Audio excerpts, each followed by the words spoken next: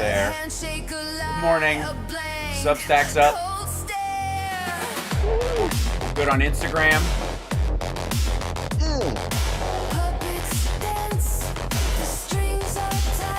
Almost there.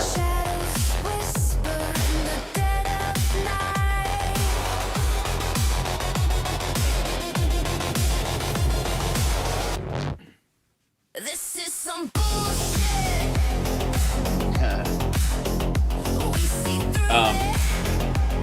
I have to turn this down before we go on the radio, so it's been like, yeah, that's one of my sweary songs. Yeah. All right, is Bucky in here somewhere? Where are you, buddy? He was walking around my feet. He was walking around my feet just a minute ago, and I was like, where have you gone? And he's jet black and he's stealthy. He's a little, and he's huge, isn't he? No, he's not gigantic. No, he's a big cat, but he's not like, he's very slinky. He can get wherever he needs to get. Okay. Yeah. So he can get it. Ladies and gentlemen, can I please have your attention? And I need all of you to stop what you're doing and listen. Now, live from Chicago, the Hal Sparks radio program Mega Worldwide. I have come here to chew bubblegum and kick ass. Hal Sparks, actor, comedian, and multimedia personality. And I'm all out of bubblegum. Hal Sparks. All right, let's do this. Well, exactly what I said would happen happened, Johnny Million, again. Welcome, good to see you. At last night's RPM show that my guitar player's rig would keep cutting out on him. Oh no, did that occur? Yeah, exactly it's brutal. What he said.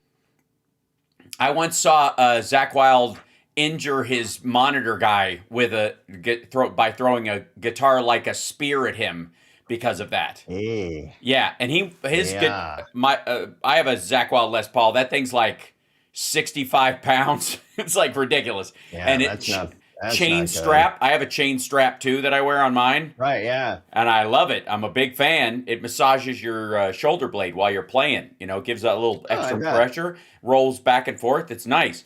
And he whipped it off and just threw it. Yeah, chucked it like a spear at him. It was amazing. No, it wasn't that. Did it get remedied though? Now I'm worried. Yeah, we think it was the wah pedal. It's always the wah pedal. Yeah, it is. I don't know what. It seems like it's an envelope filter. How hard could it be? Also, can we one day open up the envelope itself to a wider window than just like an eighth of the pedal itself? Is it wrong? Is it too much to ask that fully open is fully open and fully closed is fully closed, and there's some distance between those things? It doesn't just hinge at one point. You got to deep dive in my helix to make it go wow. Yes, you do. Yeah, and that's a digital one. Yeah. So it's based on modeled the physical ones, and I'm sure everybody loves hearing this. Well, I will tie it in though, because tariffs, as Donald Trump said in Georgia, tariffs. Those radical liberals on the Supreme Court. Yes, yeah, Roberts and Amy Coney Barrett. So yesterday, as I'm sure everyone knows, the Supreme Court came back with a ruling against Donald Trump's use of tariffs. It was a 6-3 split, which is broader than most rulings under this court. That's it wasn't a 5-4 as it originally thought. It was 6-3. Also, there are a couple of things that I found particularly funny that we will get to in Trump's response, besides him nearly popping a stitch at every opportunity to bring it up. There's a guy on TikTok who watches every Donald Trump speech so we don't have to. And he has watched every single one, and he said this is the craziest one he has ever seen. Yeah, he is livid and freaked out, and it's amazing. Well, and beyond that, Trump announced afterwards that he's going to add a 10% tariff to every country in the world because he has the right to do it. Under section, Well, I don't think you do. Well, okay. So he's right on the law because this was their fallback. he does have the ability to do it for 150 days. But it has to be blanket. The top of it is 15%. He said 10%, and then last night went, screw it, I'm going to do 15%. Now, Johnny, there's a lot of stupid in all this, and I'm sure people have been paying attention to the breakdown of just the hows and the whys and the upwares and the downsizes of how stupid it is.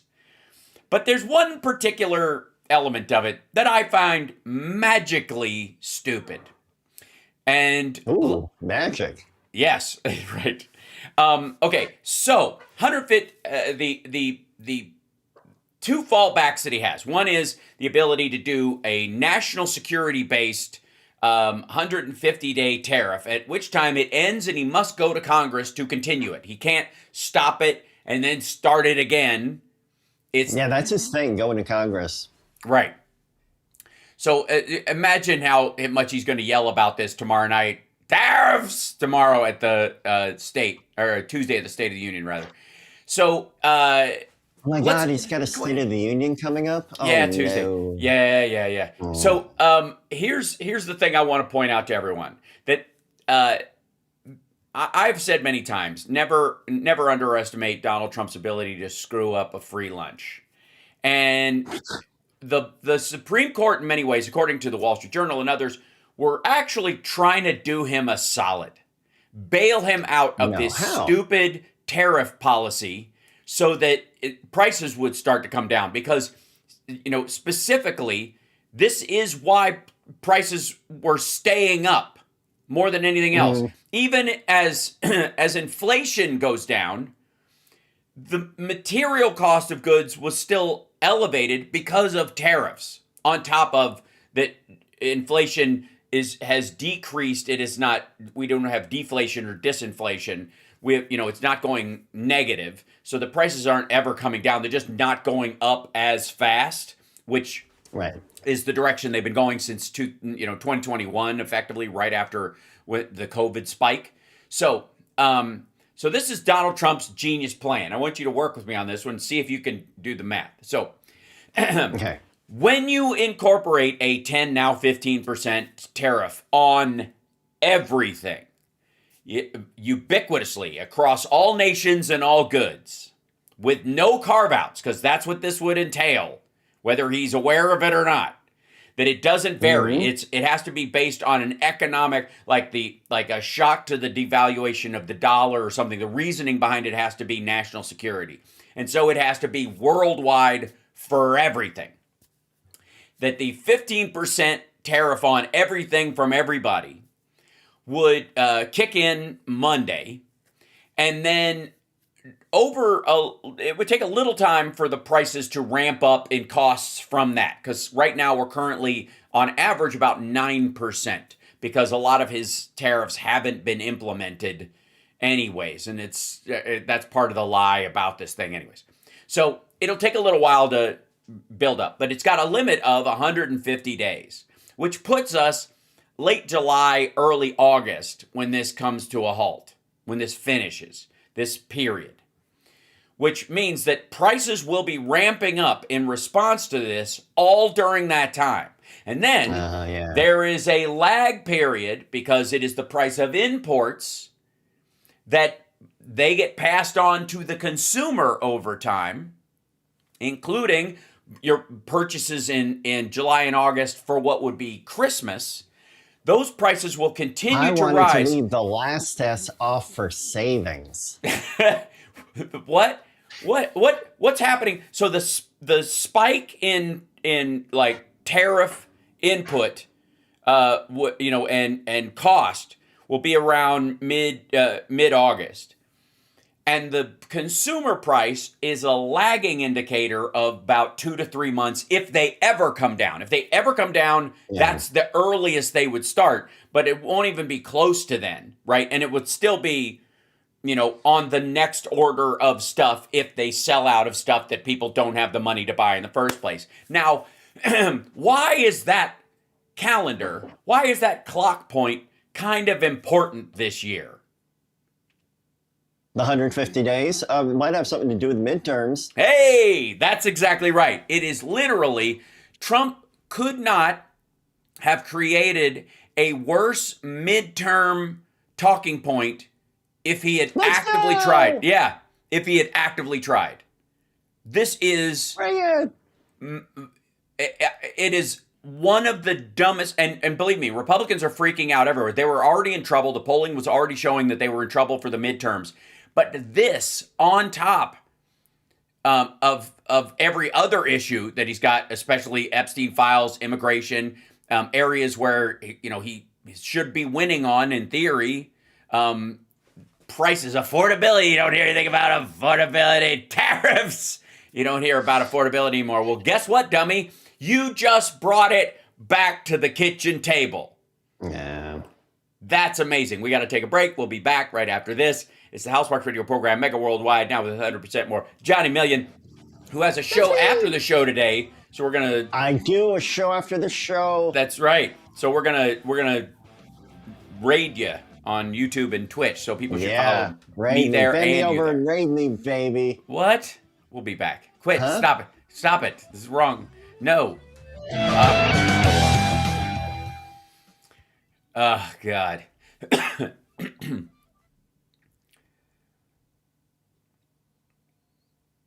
Oh, God.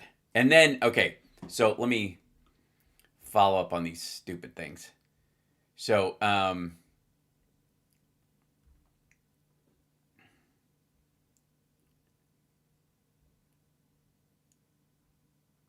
yeah, he's using 122 first, and then he'll follow up in with I guess 232 and 301. 232 is national security. 301 is unfair trade practices, and they require. Oh, those were okay. This is his strategic plan. Now it's a lot more complicated, but we're gonna do it. Well, why is it complicated? Because it's not actually unfair. Countries have the right to protect their own industries, which is exactly why Trump is imposing tariffs. They have the right to do this, and so it's not unfair. If they, if Canada protects itself from Wisconsin dairy because they have to be able to afford to maintain a dairy industry for their own food stores. Wait, when did you shave, Hal? Oh my God. Yeah. Day before yesterday when Summer and I went to Disneyland. Oh, okay. Yeah. Oh, I forgot to tell you. You know how my guitar player played with you back at Penny Road Pub? Yep. 60 seconds.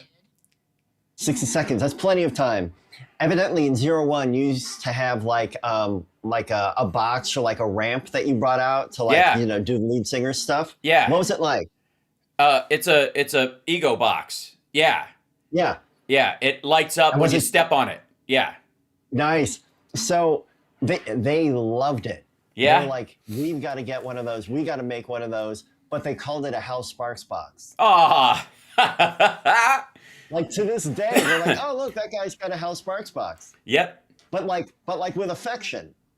That's awesome. I mean, I had that one, I custom made that out of like plywood, and it had plastic, and it had pressure switches on it. So as soon as you stepped up on it, you didn't have to trigger it. It was just the weight of your body would turn the light on. Did you drive to Illinois with that thing, or did you have to ship that This thing is Tom out? Hartman, and you're listening to the Hal Sparks radio program, Mega Worldwide, on Chicago's Progressive Talk, WCPT. Okay, so what is Donald Trump's plan right now? Now that the Supreme Court has said, guess what, dummy? A, it's not an emergency. Also, the IEEPA does not cover tariffs. Also, the Congress has the right to impose tariffs. You don't, except in rare occasions where they have given you the ability to, and those are temporary.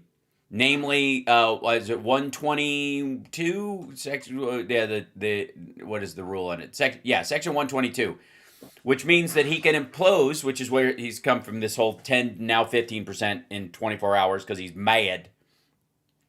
That he can impose a blanket tariff on all countries and all goods, of 15%, which again, think about the affordability impact that will have on, you're not even allowed to vary it. You're not allowed to have carve-outs. It has to be, because of the reasoning behind it, it has to be based on, the devaluation of the dollar or some sort of shocking economic attack like 9/11. And therefore, to like protect our country, we've got to impose a tariff on everybody for a short order. And if he wants to continue it past 150 days, he's got to go to Congress. They have to okay it. Okay, so why this and why now? Well, because he's mad and he's throwing a hissy fit.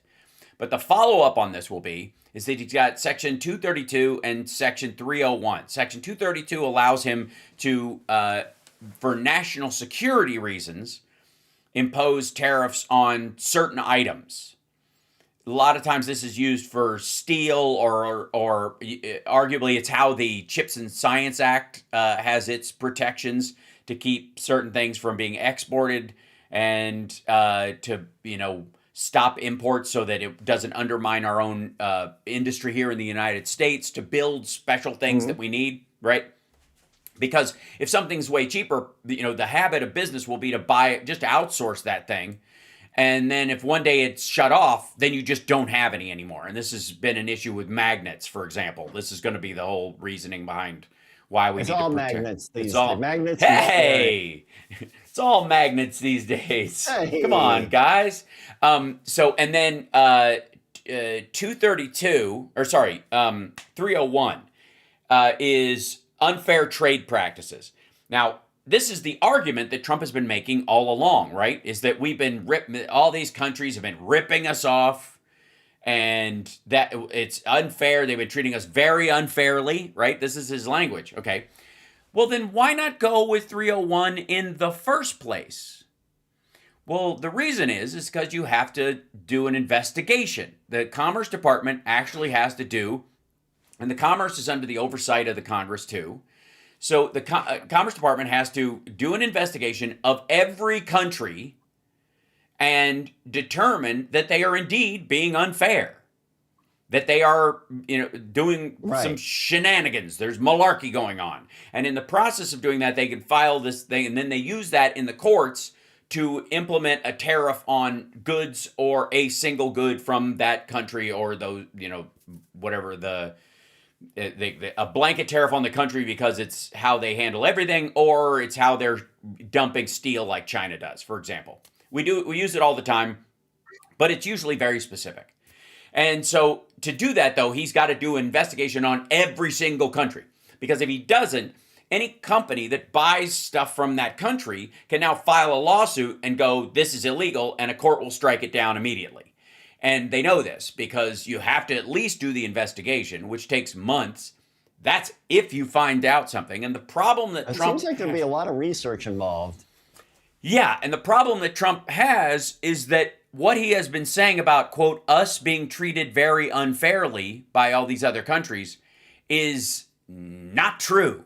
There are a few areas like Germans not importing cars because they actually have more car companies than they know what to do with in Germany, where they have kept our cars out, not out of force, but literally there is no market for it, practically. Like nobody buys American, they don't buy French cars either, No. So yeah, I mean, who does? Except for Colombo, who famously drove, I believe it was a Peugeot. One of only two in the country, and they had to find the other one and buy it for the show. I forgot about the Peugeot. Oh, and it was a rolling piece of crap all the time, which is amazing. So the process of doing 301 or 232 takes an investigation. What happens with an investigation? Well, you need evidence. That's what makes it an investigation instead of just... I hate that stuff. I know. Yeah, so much homework. So, Trump knows that a lot of what he has been saying about this stuff is false. It is simply and clearly fake. There is no truth to it. There is, these countries have, again, the Canada analogy works very well, I think, because if a country needs at least to be able to have some milk and cheese and beef that they have in their country, they can't let I wasn't another. hungry before. I know they can't let another country usurp their entire industry. They can't just, we'll just buy it all from our next door neighbor, because what if one day they stop selling it to you, they decide to not have it anymore and you still need it. There's a myriad of reasons why you would want to guarantee that one of your staple foods has a stable economic base in your country. And so that's what Canadian pushback on American milk and cheese and all that kind of stuff is because Wisconsin makes enough cheese for all of Canada. Like, the volume is ridiculous compared to, the size of Canada and the size of their farming industry and the size of their arable land, because a lot of that area is freezing. So they have to protect what little dairy industry they have from dumping of dairy products by the United States into their system. So it's not egregious. It's the price, even at 100%, we're talking about like a $4 gallon of milk instead of a $2 gallon of milk. And if you're short for a short time, you would buy the $4 gallon of milk for a little while. You just wouldn't want to have to do it regularly, is the idea. And the Canadian dollar versus the US dollar, there's an exchange rate issue with that as well. So again, This is not Canada going, we'll show those Americans who's not sorry. This is just them trying to make sure that if anything goes wrong in the United States and suddenly we batten down the hatches and put a fence up around ourselves, that they have some dairy industry. All the countries in the world have some variation of that.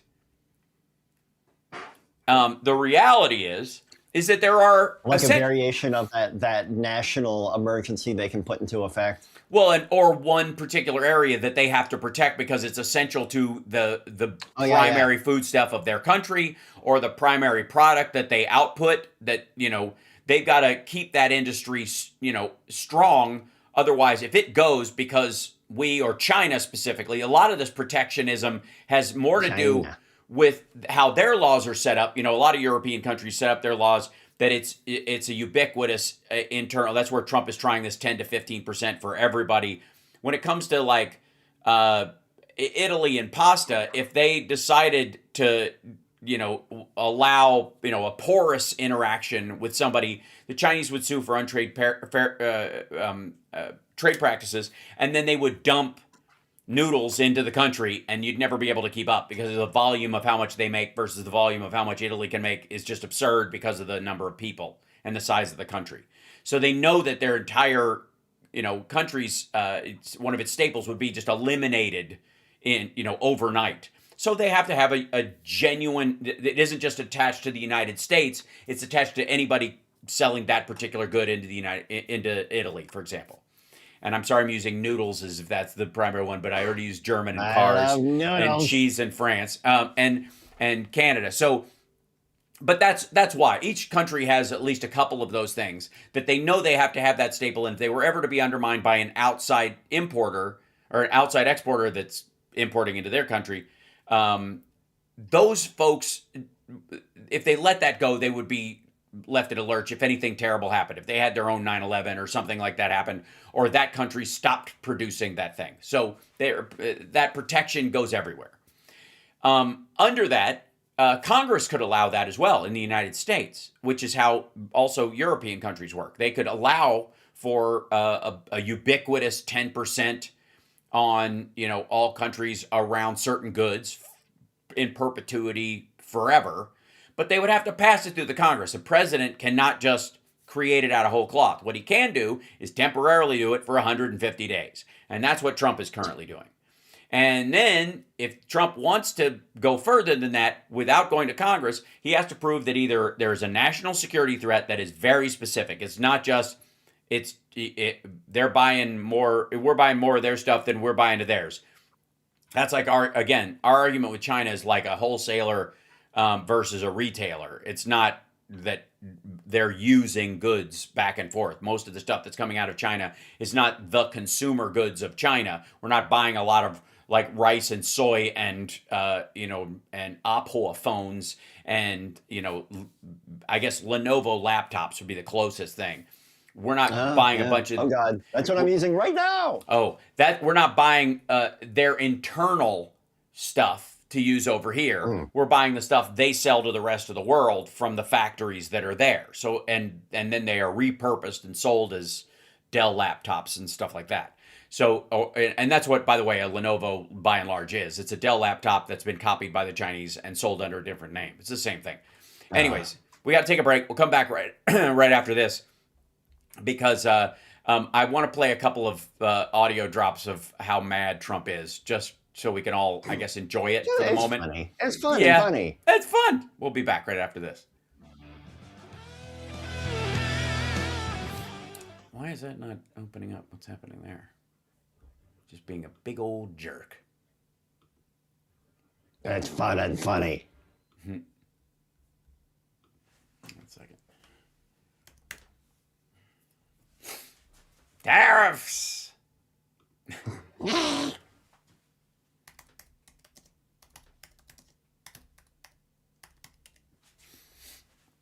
I gotta wait forever.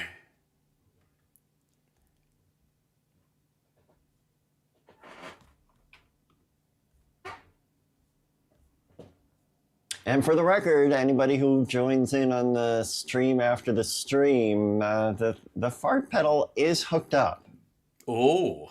No guarantees. It's not 100% farts. I should hope not. But it's hooked up. Yeah, farts in C minor, baby. That's how it happens. Adorable.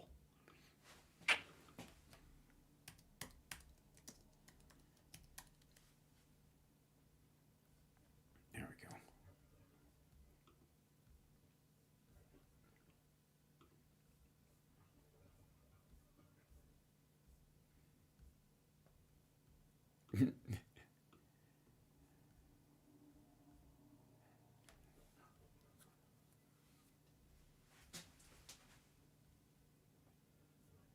We're coming back in 30.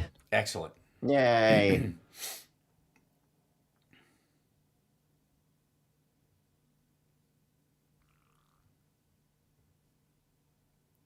Okay, I'm bringing.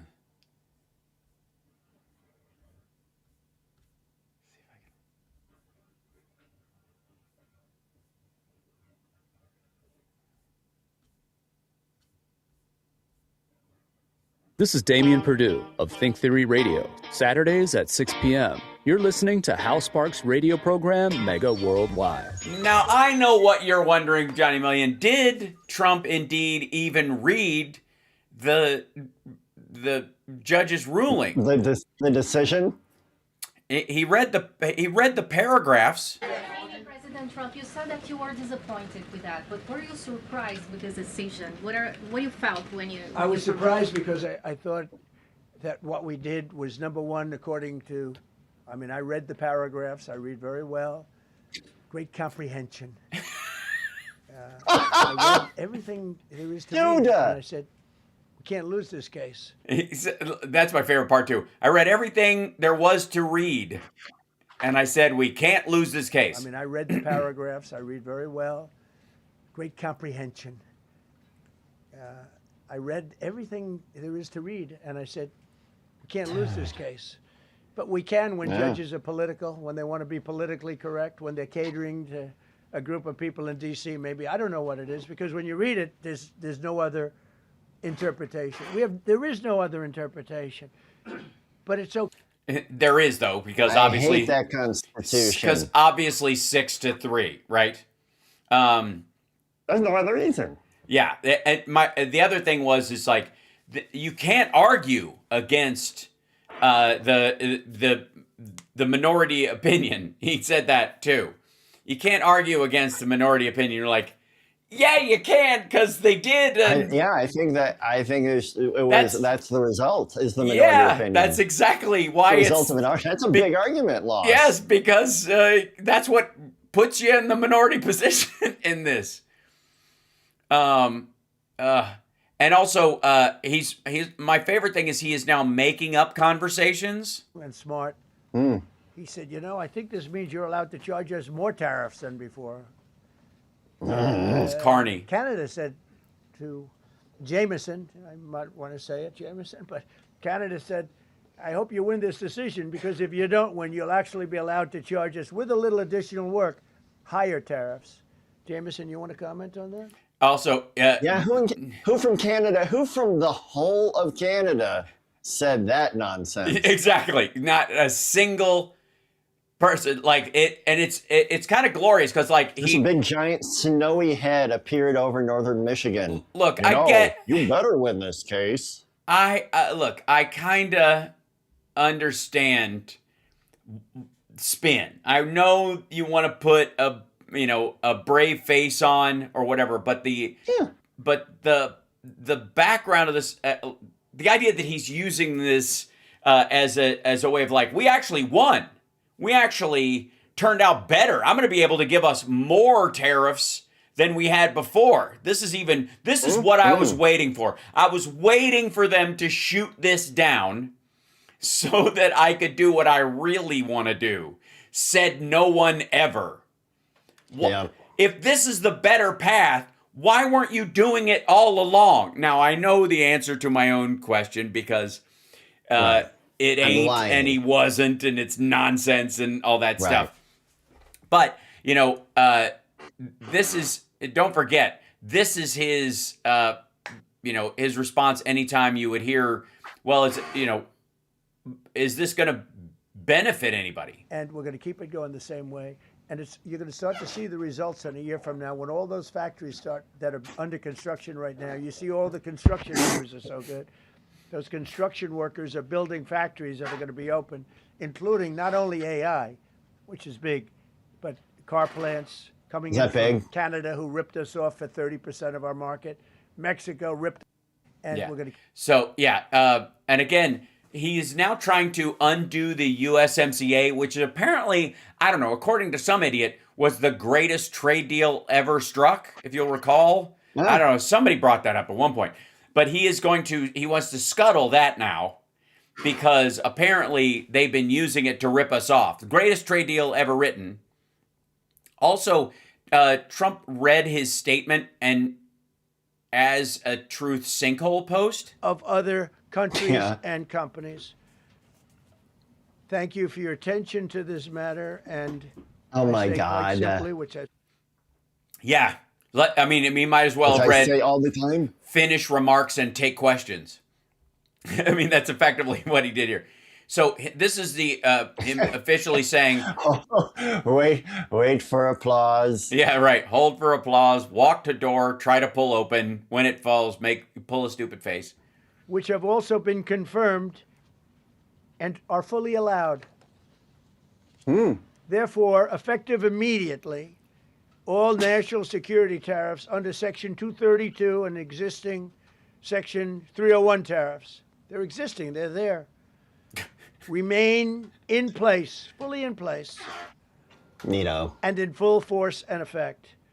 Today I will sign it. By the way, most of which were written under Obama and Biden and just get re-upped. In order to impose a 10% global tariff under Section 122, over and above our normal tariffs already being charged. And we're also initiating several Section 301 and other investigations to protect our country from unfair trading practices of other countries and companies. That's where he goes. Which have also been confirmed. Thank you for your attention to this matter. The reality is, word.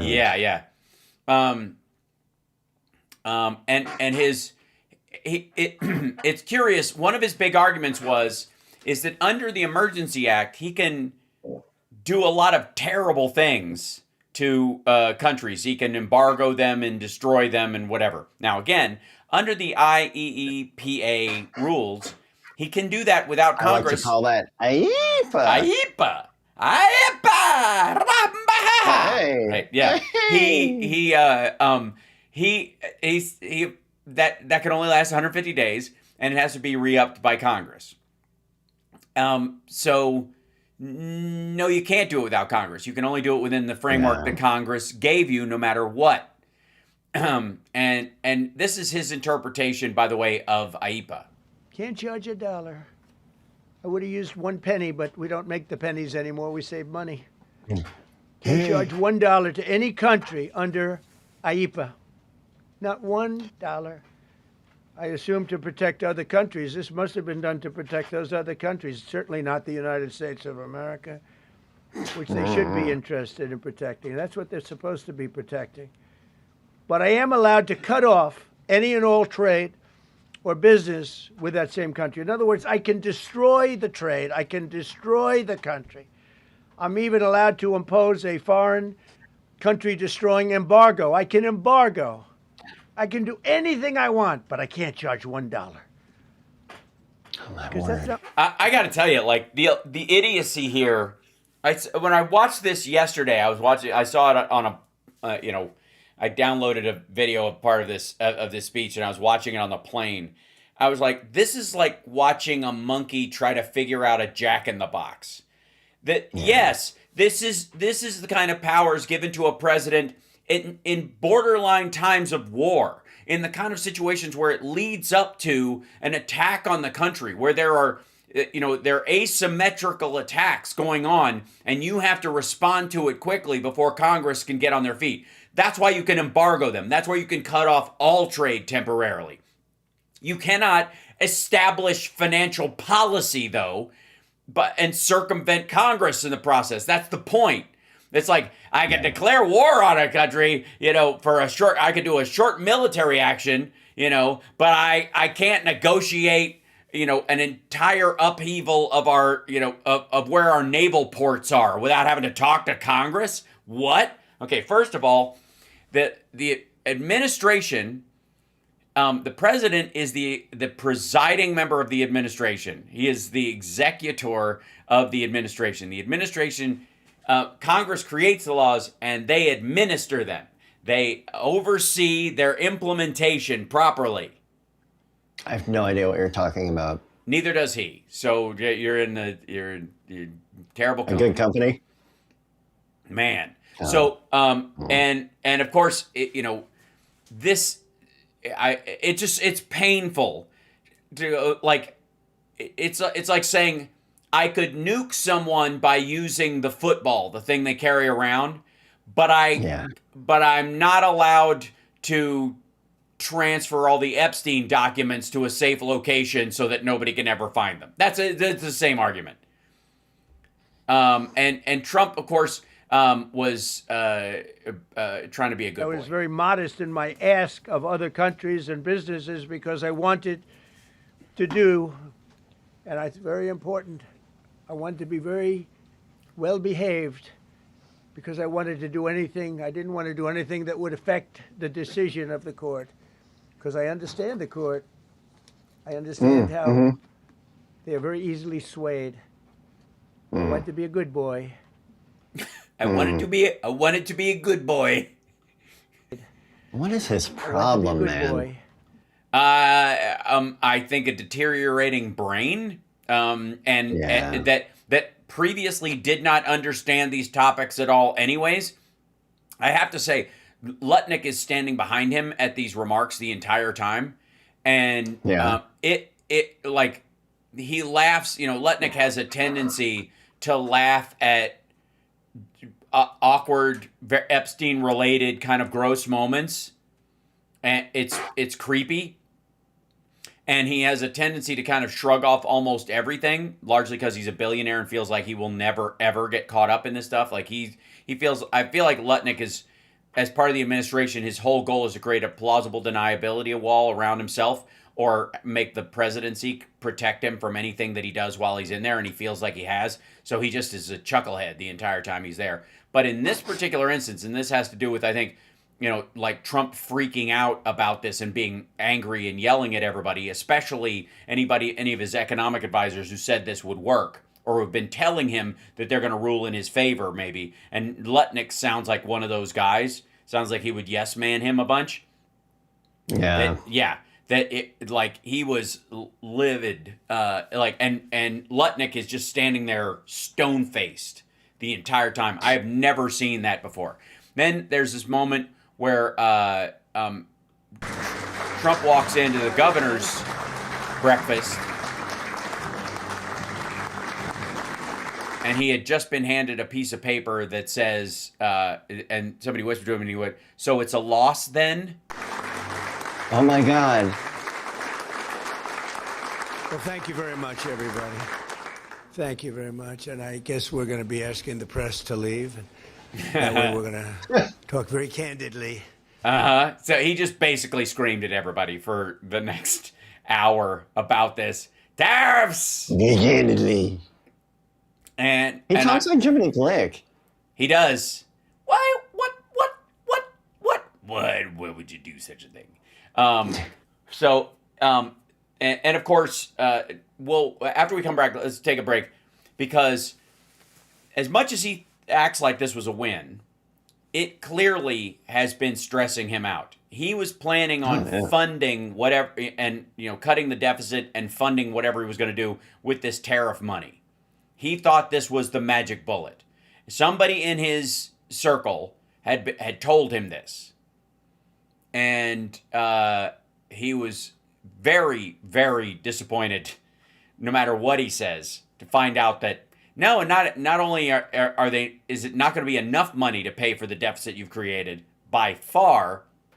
There goes your $1.5 trillion defense budget next year, but you're going to have to pay it back. We'll be back right after this. It's the House Parks Radio program, Mega Worldwide. Mm-hmm. And where is this? Okay. Yeah, here it is. This is the one I was looking for. Tariffs! Tariffs!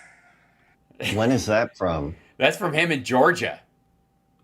Yeah, Wow. yeah. Just a sweaty mess. Tariffs! Can you believe it? It said tariffs. And I gotta be before a court.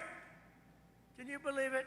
This is like men playing in women's sports. No, it's not, actually. It's not anything like that. Well, if the analogy is somebody punching well above their weight class. Sure, yeah. Or but I don't think he means it that way. Or another circumstance that he knows nothing about. Yeah. Right? Or that you know what? I bet Trump thinks that he could beat up a chimpanzee. Yeah, I bet he thinks he could take one in a fight. I've seen a chimpanzee, yeah. He just yell at his face off. Yeah, he just yell at him. Tariffs!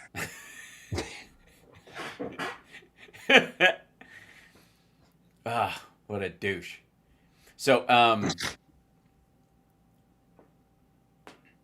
what a douche. Yeah, Trump says tariffs are like men playing in women's sports. What is he talking about? He's definitely completely lost his control of his faculties. His inability to keep a consistent thought is proof of his failing cognitive abilities. Except that first comment on there is ridiculous. Oh, yeah, right. If you scroll back up. Tariffs are making billions for America. They're the greatest invention ever. Thank you, comrade. Why is Paul Zupula, why is his name Bubble Bath Girl? What? What? Wait, what? Paul. What? What is this?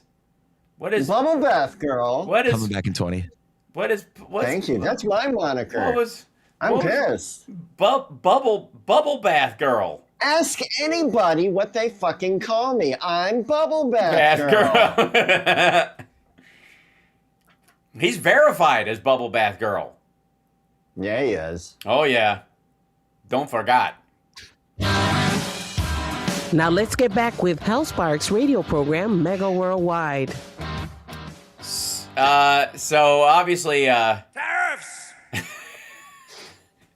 is a real issue this week for Trump.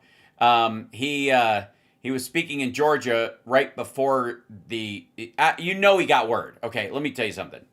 Trump got a heads up that it might not be going his way. I don't think he was fully informed because I think they intentionally kept him in the dark about it so he wouldn't be mad and storm off from doing his Georgia Steel thing. Yeah, it would be the poutiest speech ever. Oh, it was pretty pouty, the whole thing. Tariffs! Can you believe it? It said tariffs. Yeah. And I gotta be before a court. Can you believe it? This is like men playing in women's sports. Transgender for everybody. Also, for everybody. He's got it. Yeah, not transhuman, transgender for everybody. That's right. Tariffs! So, needless to say, the timing of this is the one thing I want people to recognize. Because, like I said, if he follows through with this 15% on everything, the impact on prices is going to slowly go up over the spring. In the summer, it's going to be at its worst when people are vacationing and out of school, and when parents are taking their kids back to school, like around back to school time. Imagine, if you will, what costs will be like for back to school this year, and then those costs will carry on into the midterms. Republicans have got to know this overall. Now, we have seen, Johnny, repeatedly that his poll numbers are in the crapper. They're so bad they stopped the Gallup poll. That's right. Yeah, Gallup was like, we're not doing it anymore. We're tired of the death threats. Yeah, that's got to be what it is, right? Yeah. Let's see. Harris voters voted for Democrats on average by 89 points. Trump voters mostly stick by Republicans, but by a significantly smaller margin, 83 points. Remember I told you that was that 9 to 12 window that was dropping off? That they were going to have to, they're going to, what do you know? And it's just getting started. The data for it is it's not just House, Senate as well. Democrats' chances to win the Senate a year ago was 19%. According to Kelsey, it was 30% 6 months ago. Now it's 40%. Democrats are almost at coin flip level of whether they have a chance to take the Senate, not just the House, but the Senate. It's gone from 19% to 40% in the last few months. And it's just going to get worse for Republicans.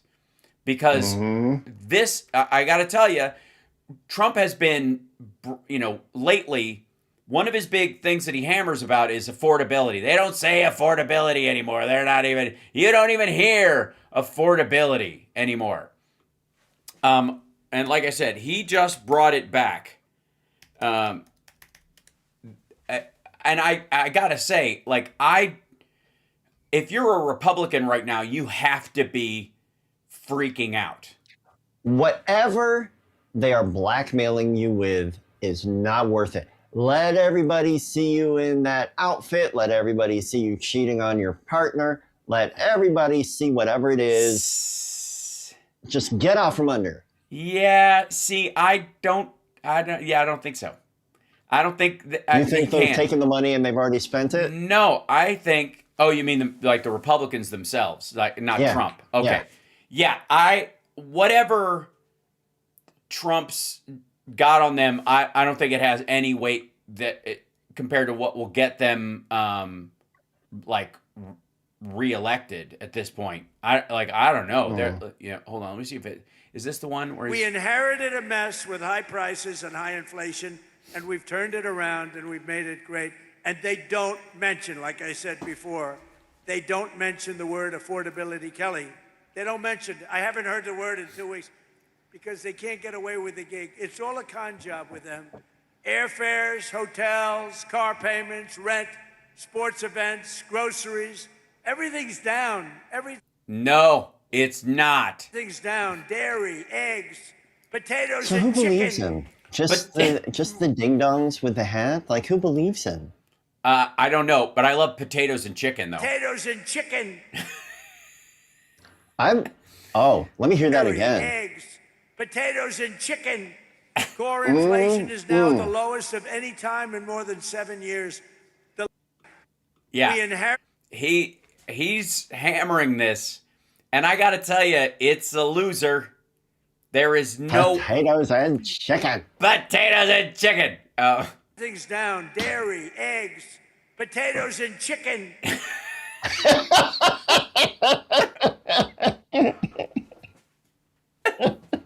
It's like he slams them together. You know what I mean? Like it's a classic dish, I guess. Dairy, eggs, potatoes and chicken. Eggs, potatoes and chicken. He's passing one of those cognitive tests again. He is right now. That's what it says on the line, whatever. You know, man, woman, camera, man, potatoes woman, bear, and chicken. Potato, chicken. Yeah. Bumpy horse, potatoes and chicken. Bumpy horse. There's always a camel on the demo of that test, and so that's why it's a bumpy horse. He calls it bumpy horse. Yeah. So. I'm sorry. I got it. Potatoes and chicken. I got to tell you, though, the price of potatoes and chicken is going to go up, kids. Avocados, tariffs. This is not going to... This year is not going to play out well. And there's an argument where if he was able to stabilize these tariffs, even at the cost people would normalize to the new pain... But because he's just not capable of understanding that, he's got to double down on all this stuff. And he can't pivot. He doubles down. Right. And so at 15% on everything, that's just the ubiquity of it is there's no carve outs that you can do under this law. So I don't know how he works this out. I'm fascinated. Chat room, maybe you guys know, but good Lord. They're getting hungry in the chat. They're getting hungry. Are they for potatoes and chicken? Yeah. Dairy, beef. I love it when he runs words together because he doesn't know what belongs and what doesn't. You know what I mean? Is there going to be kindness therapy? Said carrot pence. Is there going to be a tariff on carrots? Well, there's... There should be. That probably is one of the few carve-outs that they actually have. We're honored to have with us today our amazing Vice President, Mike Pence, and his wonderful wife, Carrot. Michigan gave us Motang. And then we'll add potatoes and chicken. Yeah, I'm hungry now, too. Yeah. I do because I have like a good memory because I'm cognitively there. Good comprehension. He's able to read these things. Show me on this map. Where? Right. Yeah. Well, he could point to Yosemite. If you wanted to, I suppose. This is you can put carrots and potatoes in with the chicken and make soup. That's a great idea. Absolutely. We're gonna eat like Russian soldiers soon. You mean each other? Good Lord. By the way, that reminds me, Philip Ittner will be joining us in the second hour, and hopefully he has energy in all this.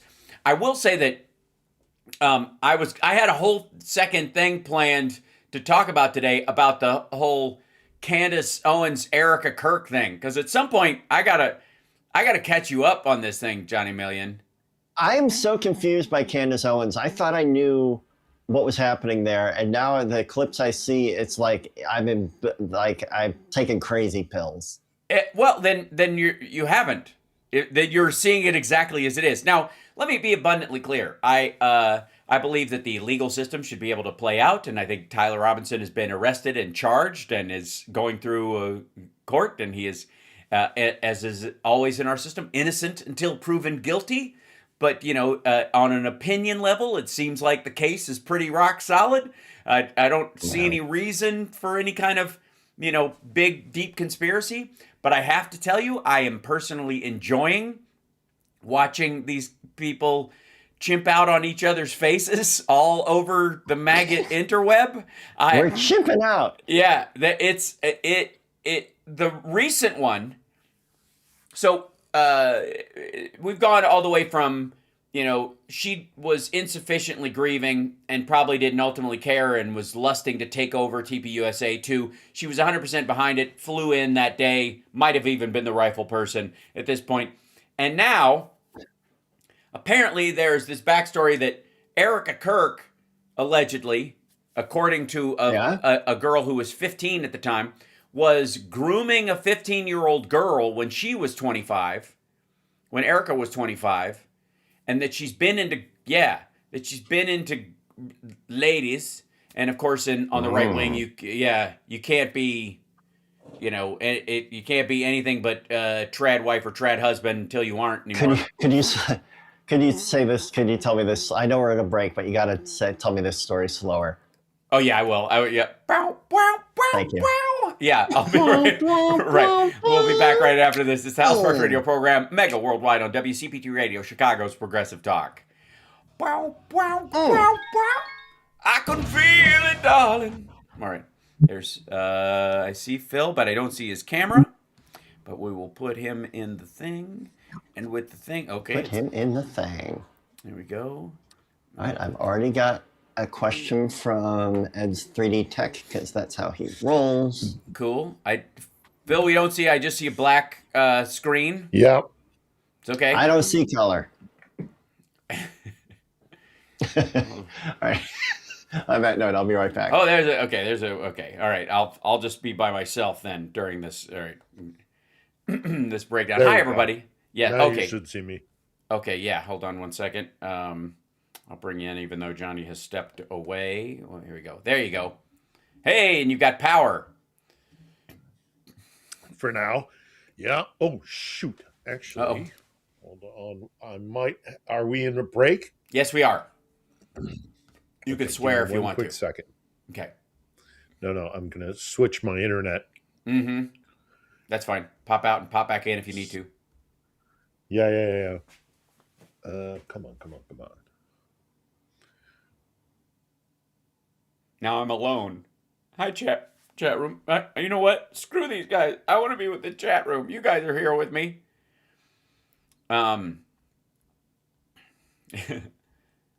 Yeah, so this is okay.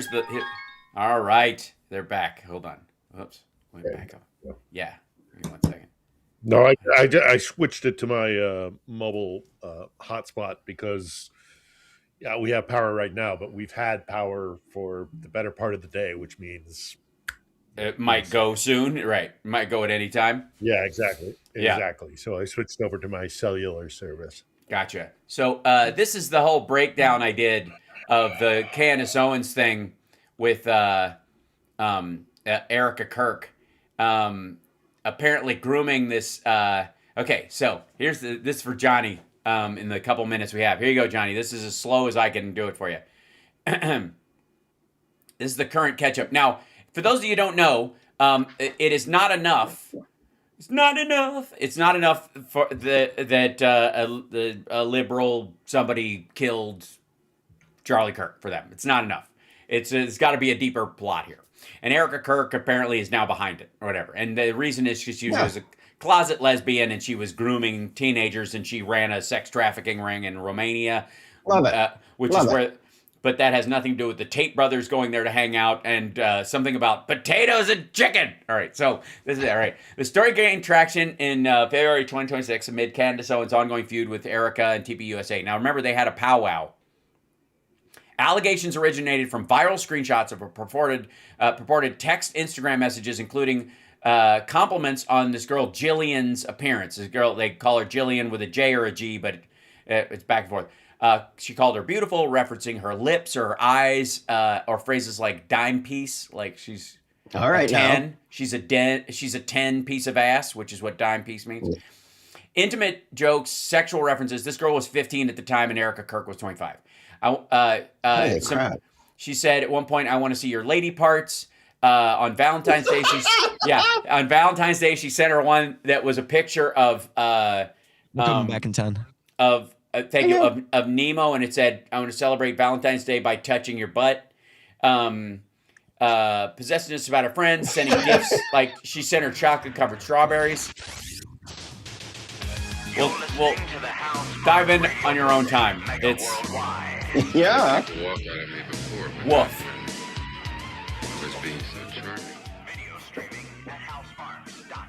Yeah. For you if the putrid sludge you're troweling out. True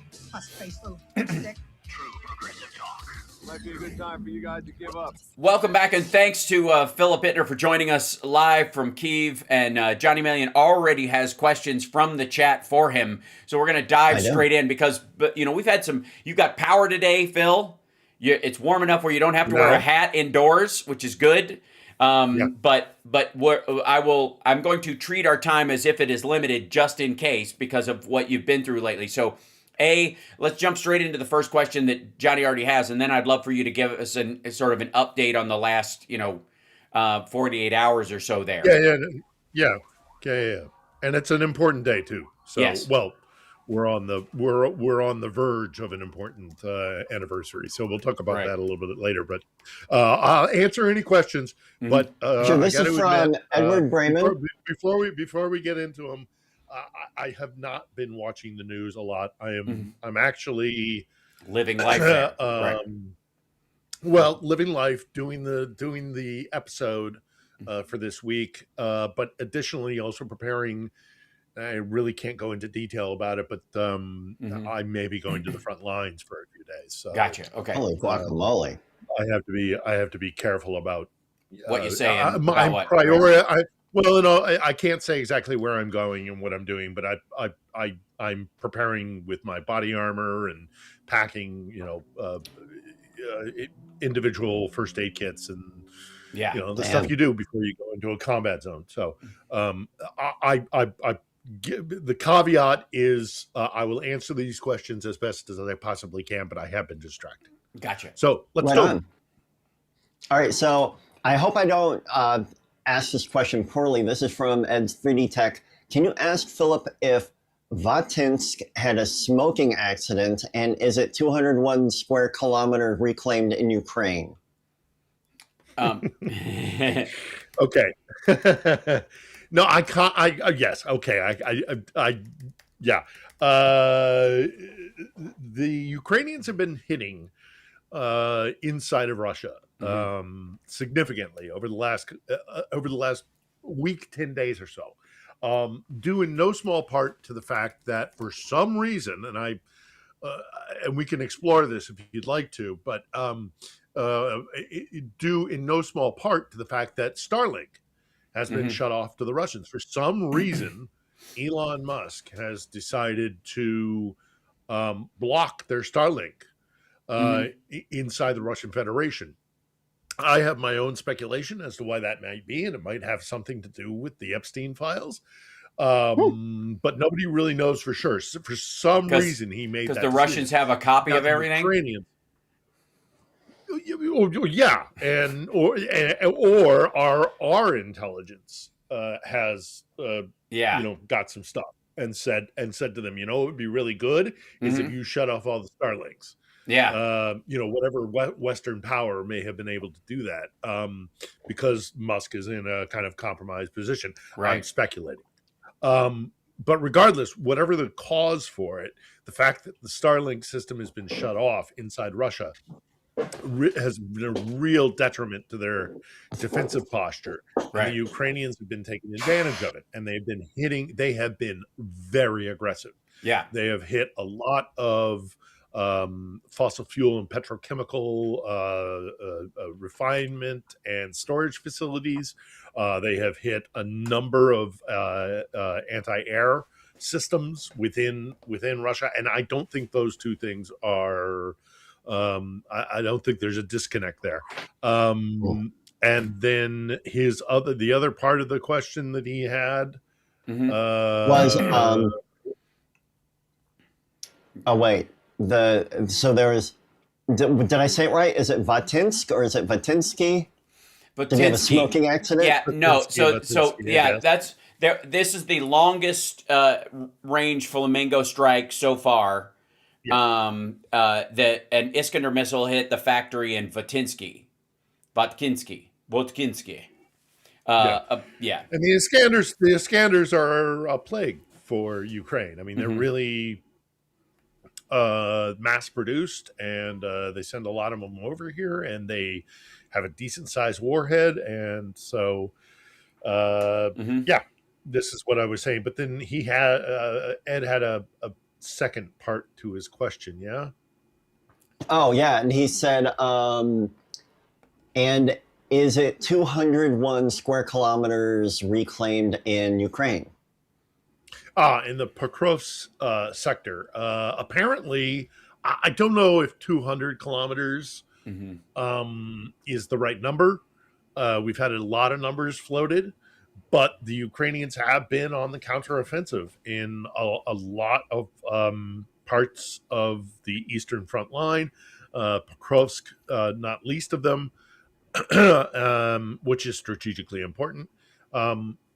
It just seems that for whatever reason, Ukraine currently kind of has the wind at its sails, and the Russians don't. So I don't want to peg it all to Starlink, because I know the Ukrainians have been, we've heard for a long time that they were coordinating some sort of counteroffensive. So I don't want to pin it just down to that one thing, but the Russians are not doing well on the battlefield, and they haven't done it in a long time. Yeah. So anyhow, 30,000 dead in a month on the Russian side. And Not their target. Jesus. And their target, the Ukrainian target is to get to 50,000, and actually some like really kind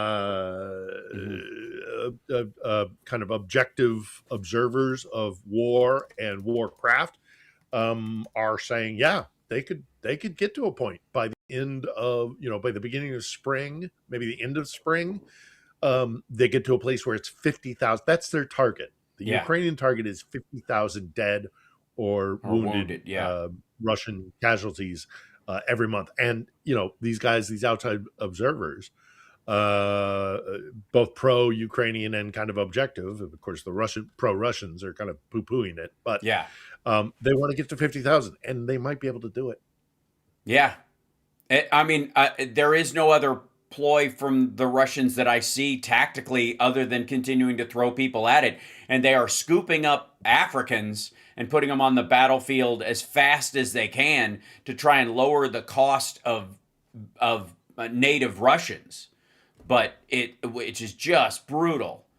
So anyways, let's, And then we got through Ed's question, insofar as your kind of update, Phil, on, before we go to break, on kind of the current state of affairs in and around Kyiv, what life is like there, what the, is the weather ebbing at all? Is the power issue, coming and going? Do we lose you there for a second? Yeah, the power issue. The power issue is very chaotic. Sometimes we get it for long stretches, and then we're out for long stretches. There's no regulatory advisories that are being put out to say, you're going to have. In the past years, they've said, you'll have power from this time to that time, and then we're going to switch it off in your region, and they have different sections of the city and things like. None of that's happening this year. It's just been too chaotic.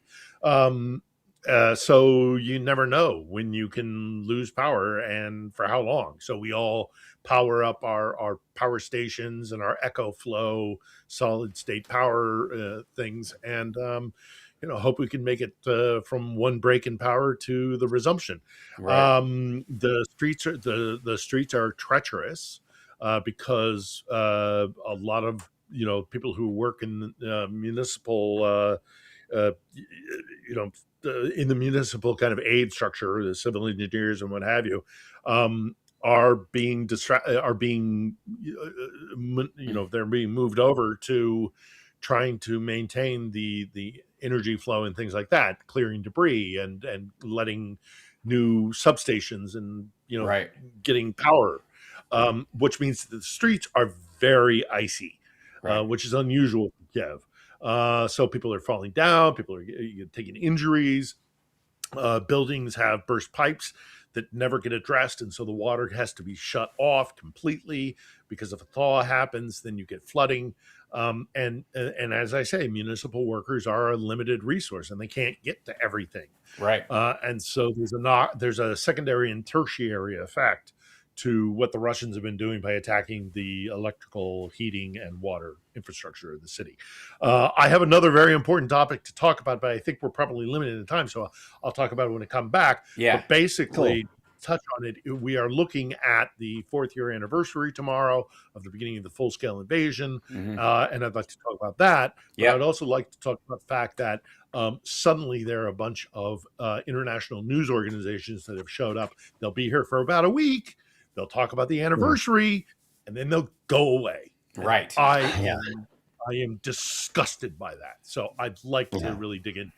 I recommend you doing short form videos of yourself walking up to these people and asking them why they don't stick around. Also, 1,300 drones, 1,200 missile strikes, and like ballistic missile strikes in less than a week's time from Russia striking into Ukraine, specifically at civilian infrastructure.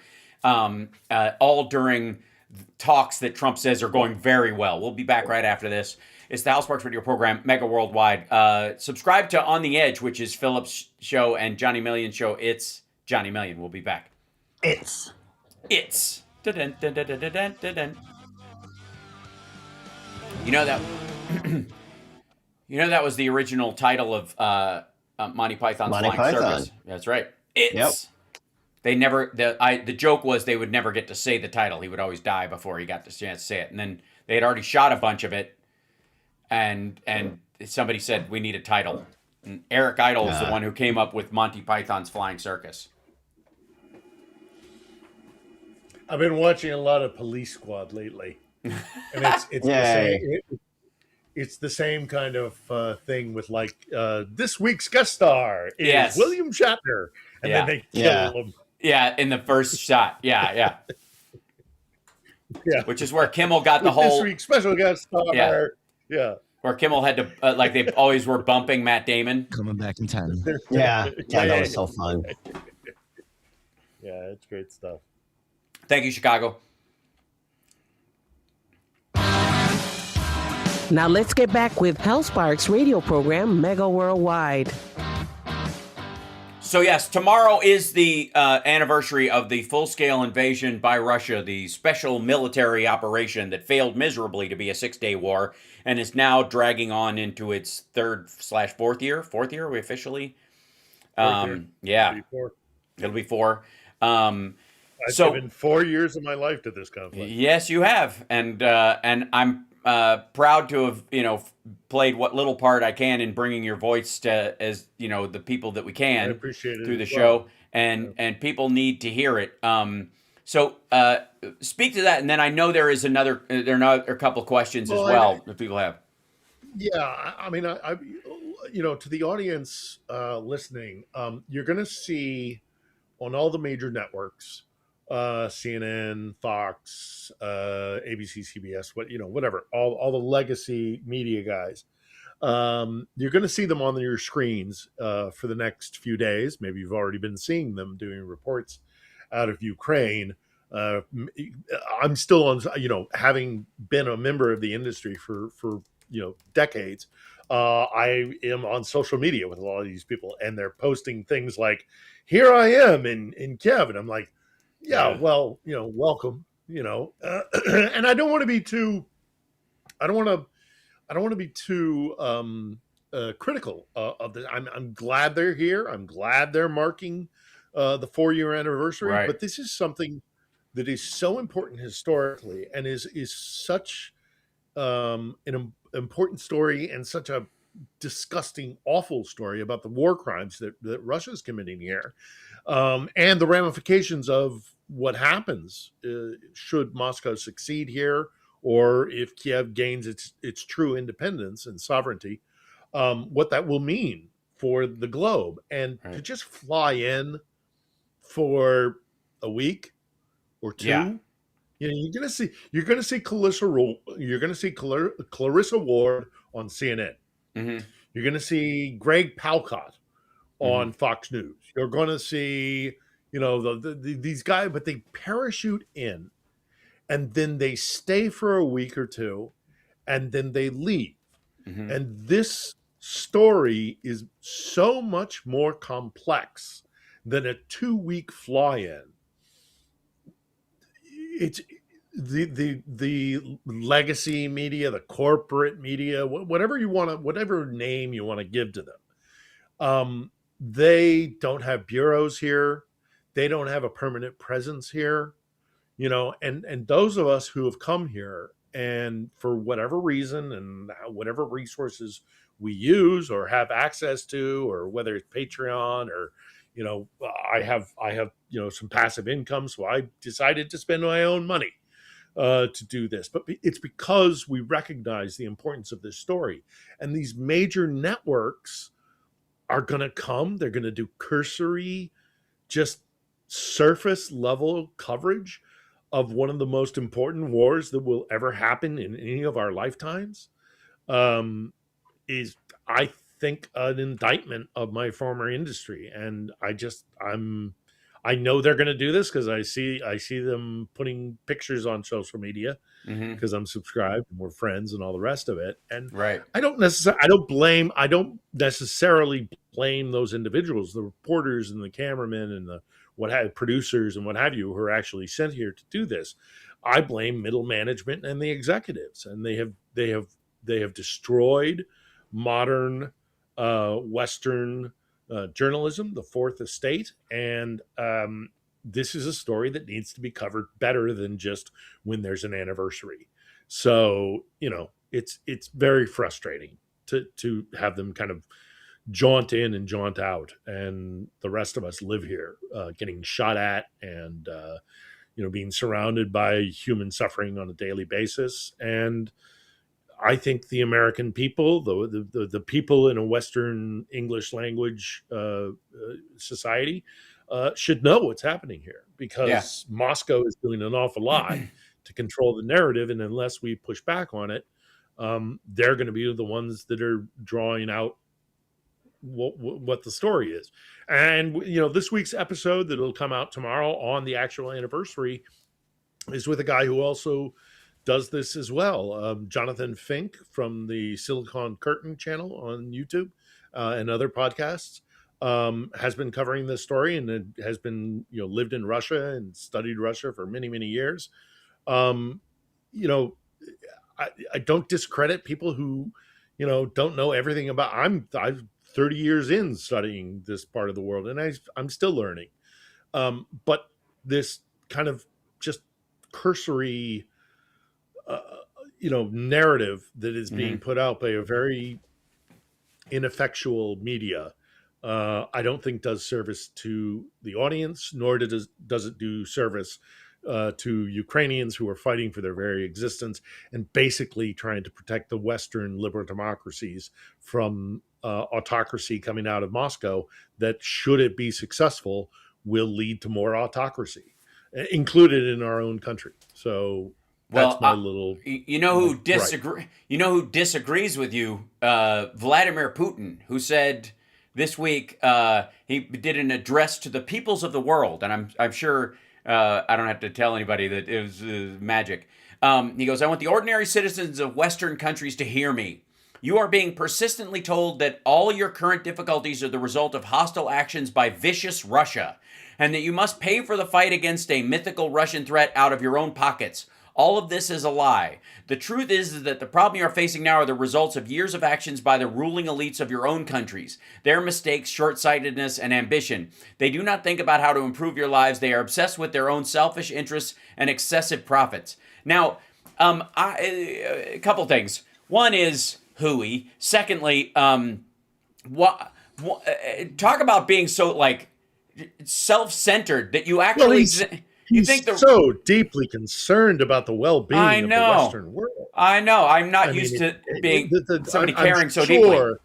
I am sure that he is up late at night, every night, thinking, "Oh, those poor Westerners." Yes. Yeah.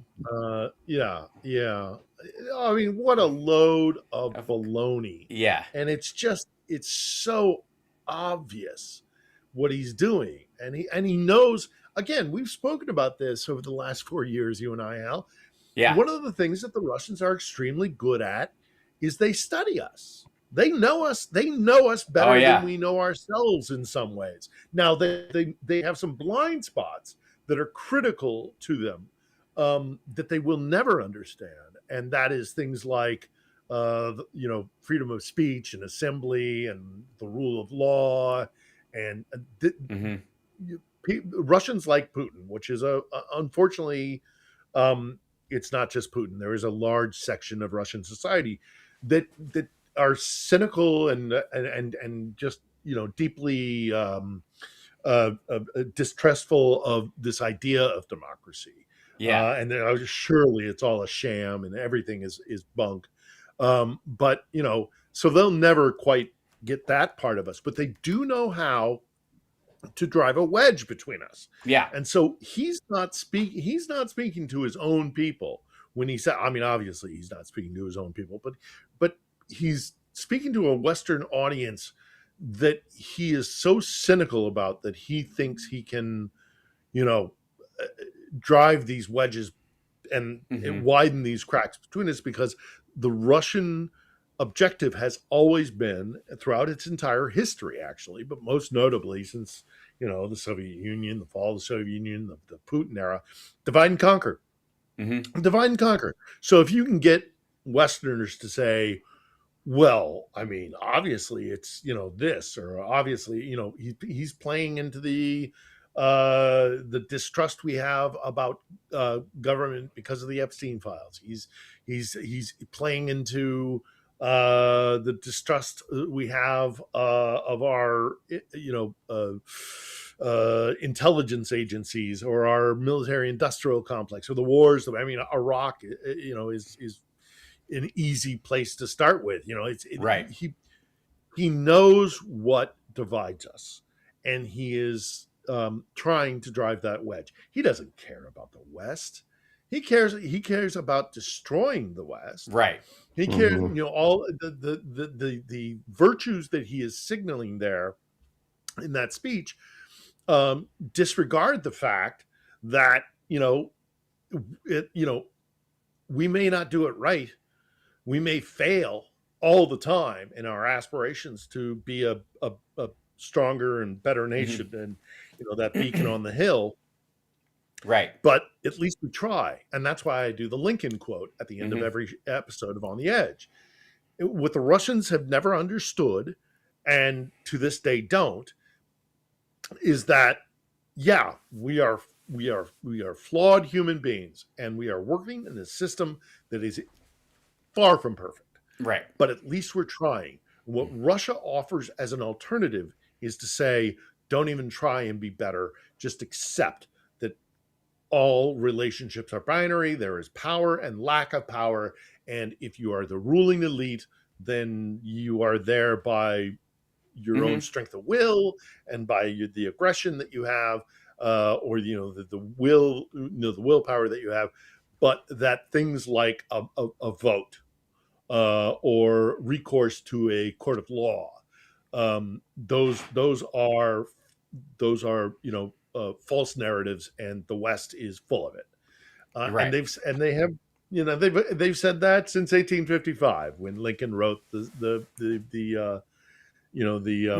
letter I would argue that the shift the shift in tone also has to do with the fact that, and why there's such a push for this right now, is because the release of what limited Epstein files, less than 2% of the overall files that we have seen, have spurred Andrew being stripped of his titles and now being arrested. The head of all the ports in the UAE being forced to step down, a multi-billionaire himself being basically turned into a pariah over there. And then of course an article where Poland is examining the increased likely possibility that the pedophilia scandal was co-organized by intelligence services in Russia, because Epstein had a Russian passport. He was back and forth all the time. He again sent $1.2 billion to Russia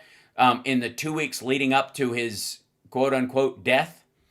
And the Polish prime minister said more and more leads, more and more information, and more commentary in the global press, all related to the suspicion that this unprecedented pedophilia scandal was co-organized by Russian intelligence services. I don't need to tell you how serious the increasingly likely possibility that Russian intelligence services co-organized this operation is for the security of the Polish state. This can only mean that they also possess compromising materials against many leaders still active today. I mean, the idea that was the industry that Epstein was in. Well, the corporate structure of Kompromat in the world has largely been run out of the FSB. That if anything, if it was primarily making itself out to be any kind of an organization besides an assassination squad, it was the development of and the storage of and the use of Kompromat against a myriad of people, from Trump himself all the way down to, Epstein and a myriad of men and women that were puppets of the FSB / KGB for years. Of course, I'd like to point out well, that, and the Poles know this better than anyone. You only have to look at what happened in 2010 when the Polish president and his entire cabinet were flying out of Smolensk, and very suspiciously their plane went down almost immediately after takeoff. I mean, there's been just a series of active measures that we know that Russia has been engaged with. Look at the attacks in Britain. Look at what they're doing murders in Germany and in the UK, right? But they're in Germany and UK and the infiltration into our body politic that we know they're doing, and done through Russian military intelligence, like at the prayer breakfast and stuff like that. When are we going to start to wake up to the fact that Russia is actually at war with us? Well, don't wait on Anna Kasparian, because she thinks going after Russia for their activity is a distraction away from how awful Israel is. Because Okay. Yeah, great. Yeah. We'll be back right after, because he's Jewish. I don't know if you know Epstein was Jewish, but we'll be back right after this. It's the Hal Sparks Radio program, Mega Worldwide. Well, keep that up for a second. Yeah, I haven't seen that. Yeah, she's an idiot. So, yeah, Epstein worked for Israel. It's all over the files, and the media is Epstein's apartment. Yeah. Oh, Putin wasn't staying at Epstein's apartment. Former Israeli PM Ehud Barak was, though.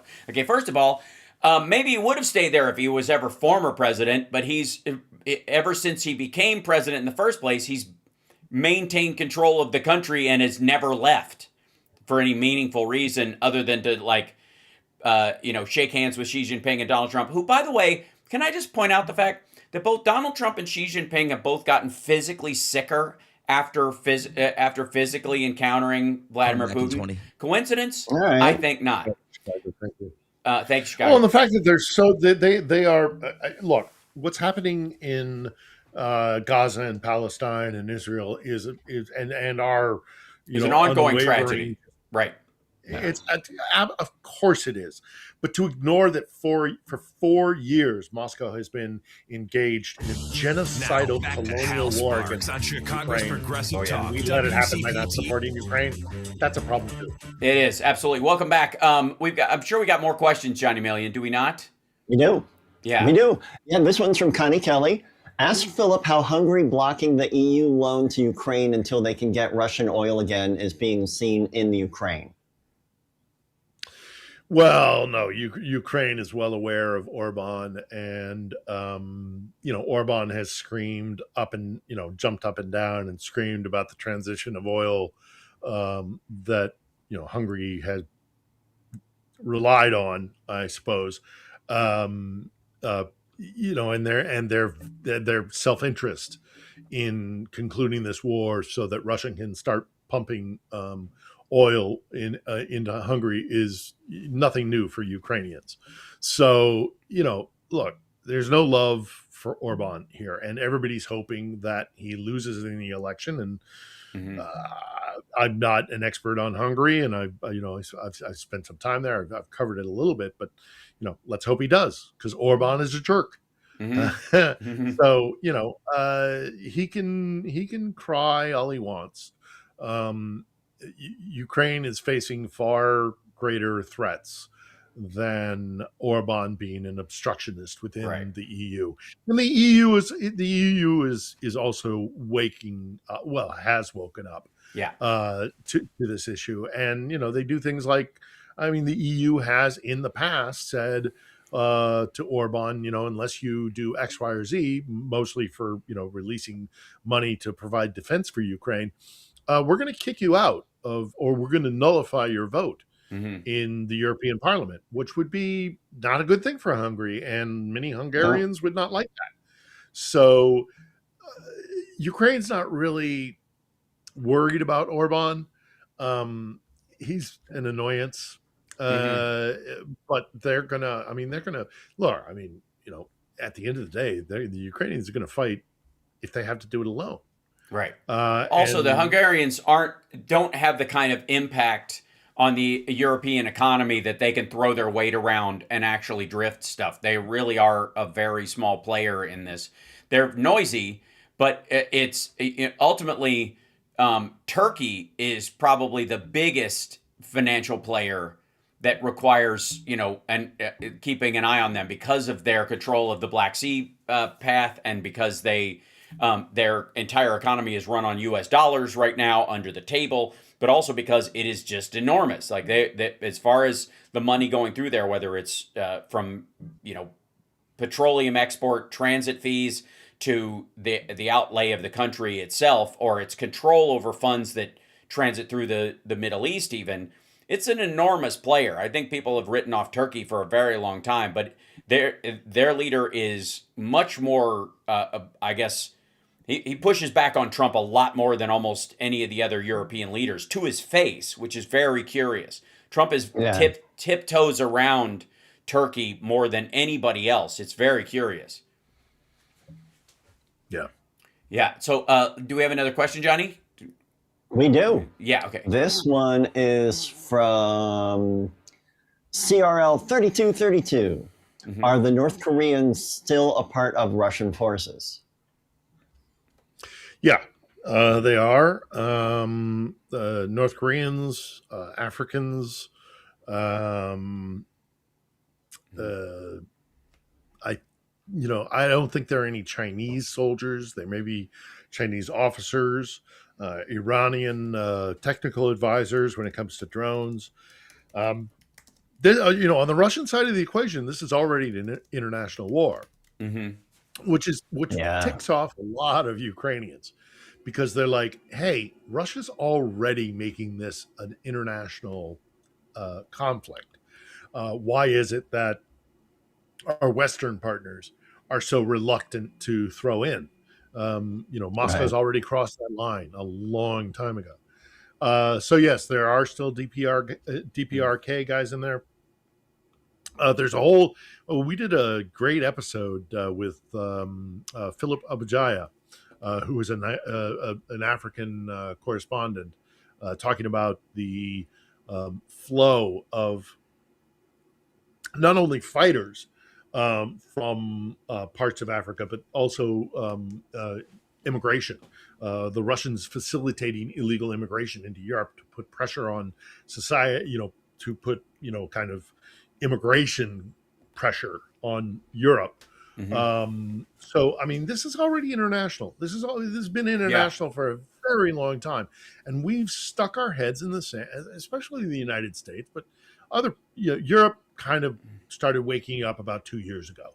But we're still sticking our heads in the sand and pretending that, this can be isolated to, Ukraine. And yes, the kinetic part of it, the fighting, the guys who are in trench lines right now as we speak, the guys I'm going to go visit very soon, they're out there shedding blood and away from their families and stuck in terrible conditions for months, on hand, and drone attacks and all the rest of it.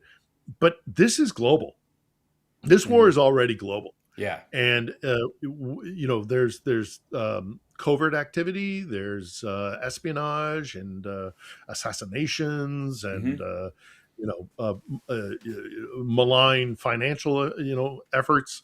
So we're not, we don't have troops involved in Ukraine and in the Ukrainian conflict, but make no mistake about it, this is already a global conflict.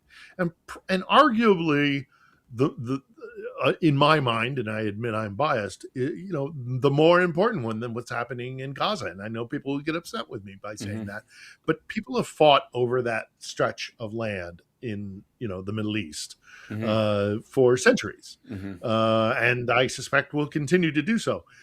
This conflict could be resolved. Once resolved, one way or the other, will change the course of history. People are always going to fight over the Holy Land.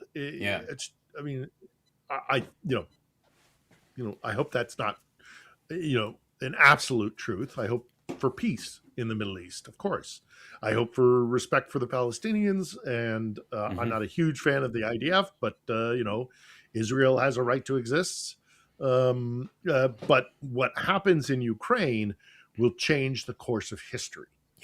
And we need to be more aware of that. And we don't get more aware of that by guys from major news networks, not to keep, beating that dead horse, but that's not going to be helped by our news organizations letting down the side in explaining to our audiences why this is so important. This will change the course of the world. What happens in Ukraine will change the course of history, because you either have an imperial Russia colonizing Ukraine and the idea of autocracy spreading throughout the world, or we put a line in the sand and say, no, we believe in liberal democracy and we're gonna defend it. And that's going to have deeper ramifications, to my mind, than what is happening in the Holy Land, as tragic as it is. So according to a myriad of sources and kind of it's a bit of a patchwork, but North Korea has sent 14,000 troops to Russia. About 6,000 have been killed.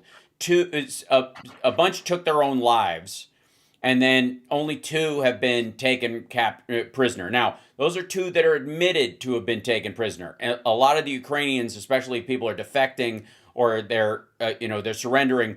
It's better if people back home think they're dead, both for their own families, and their chance at freedom. If they're going to defect, it's one thing, but what you want Russia and therefore North Korea to believe is that they're dead, because if it's known that they're surrendered, their families back home could be killed. There's a myriad of punishments coming their way. So, and those guys are never going to go back to Korea and tell their fellow, North Koreans what the world is like outside of their outside of the world. The Russians have always used them as a slave labor resource in their Far East. But even then, if they go to Russia, they're under deep, restrictions and things like that. So they can let those guys come and go. But for these guys to have come to this part of Russia and Ukraine as well, and be made aware of like what the world looks like outside of North Korea, they're never going home, because they can't they can't go back and tell Koreans what society looks like outside of the hermit kingdom. That's right. Once you've heard about tariffs, you never can go. You can't go back. Potatoes and carrots, baby. Potatoes and chicken. Potatoes and chicken. I got carrots on the brain. I understand. I'm with you. It's very confusing, the whole thing. Let's. Do we have one more question before we take a break, or do we want to take a break and then come back? Okay, let's grab it. Yeah, this one is a good quick one. This one's from 56 Nick Rich. Phil, are there sufficient food supplies for you and the community? Yeah, we have sufficient food. This is the still a breadbasket of Europe and many parts of the world. The quality is not so red hot. I have to right. But we don't have shortages, and food is not really the issue unless you're right on the front lines.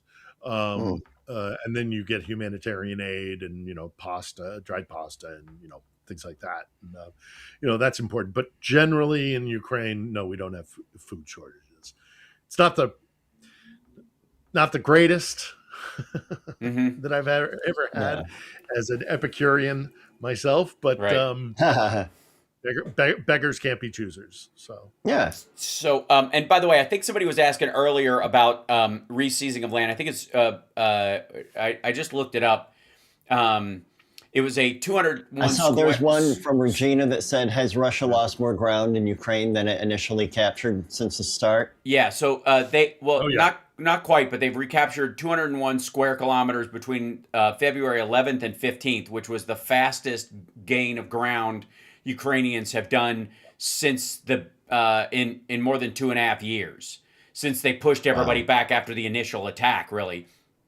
And so this it's an amazing thing. It was an amazing seizure of ground. So we wanted to point that out. We'll be back right after this. It's the House Sparks Radio program, Mega Worldwide.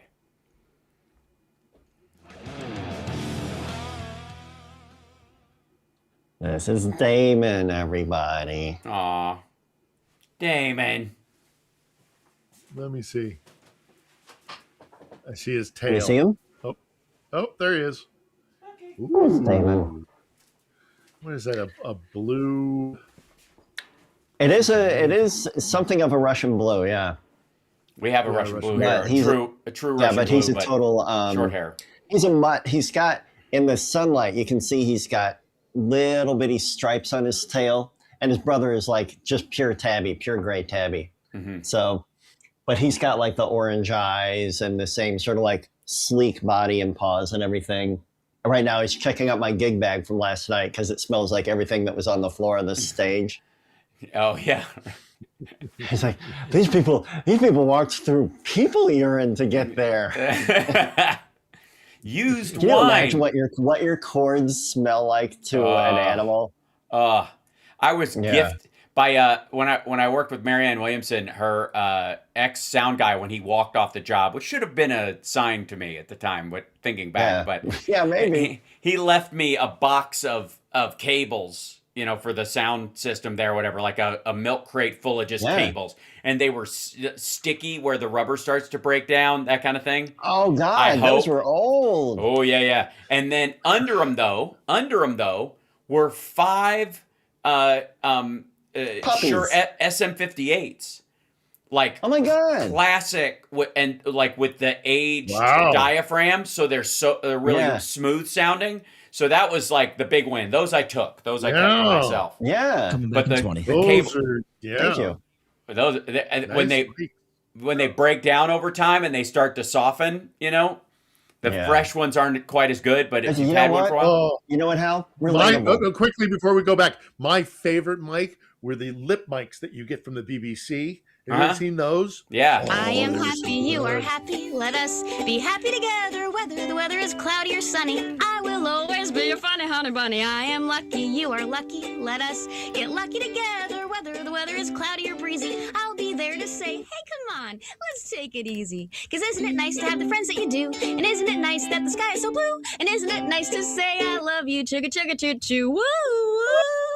I am smiling, you are smiling. Let us smile together, whether the weather is cloudy or stormy. I will still be there in the morning. I'll be right by your side in the morning. I'll make you breakfast in the morning. I hope that you like cereal.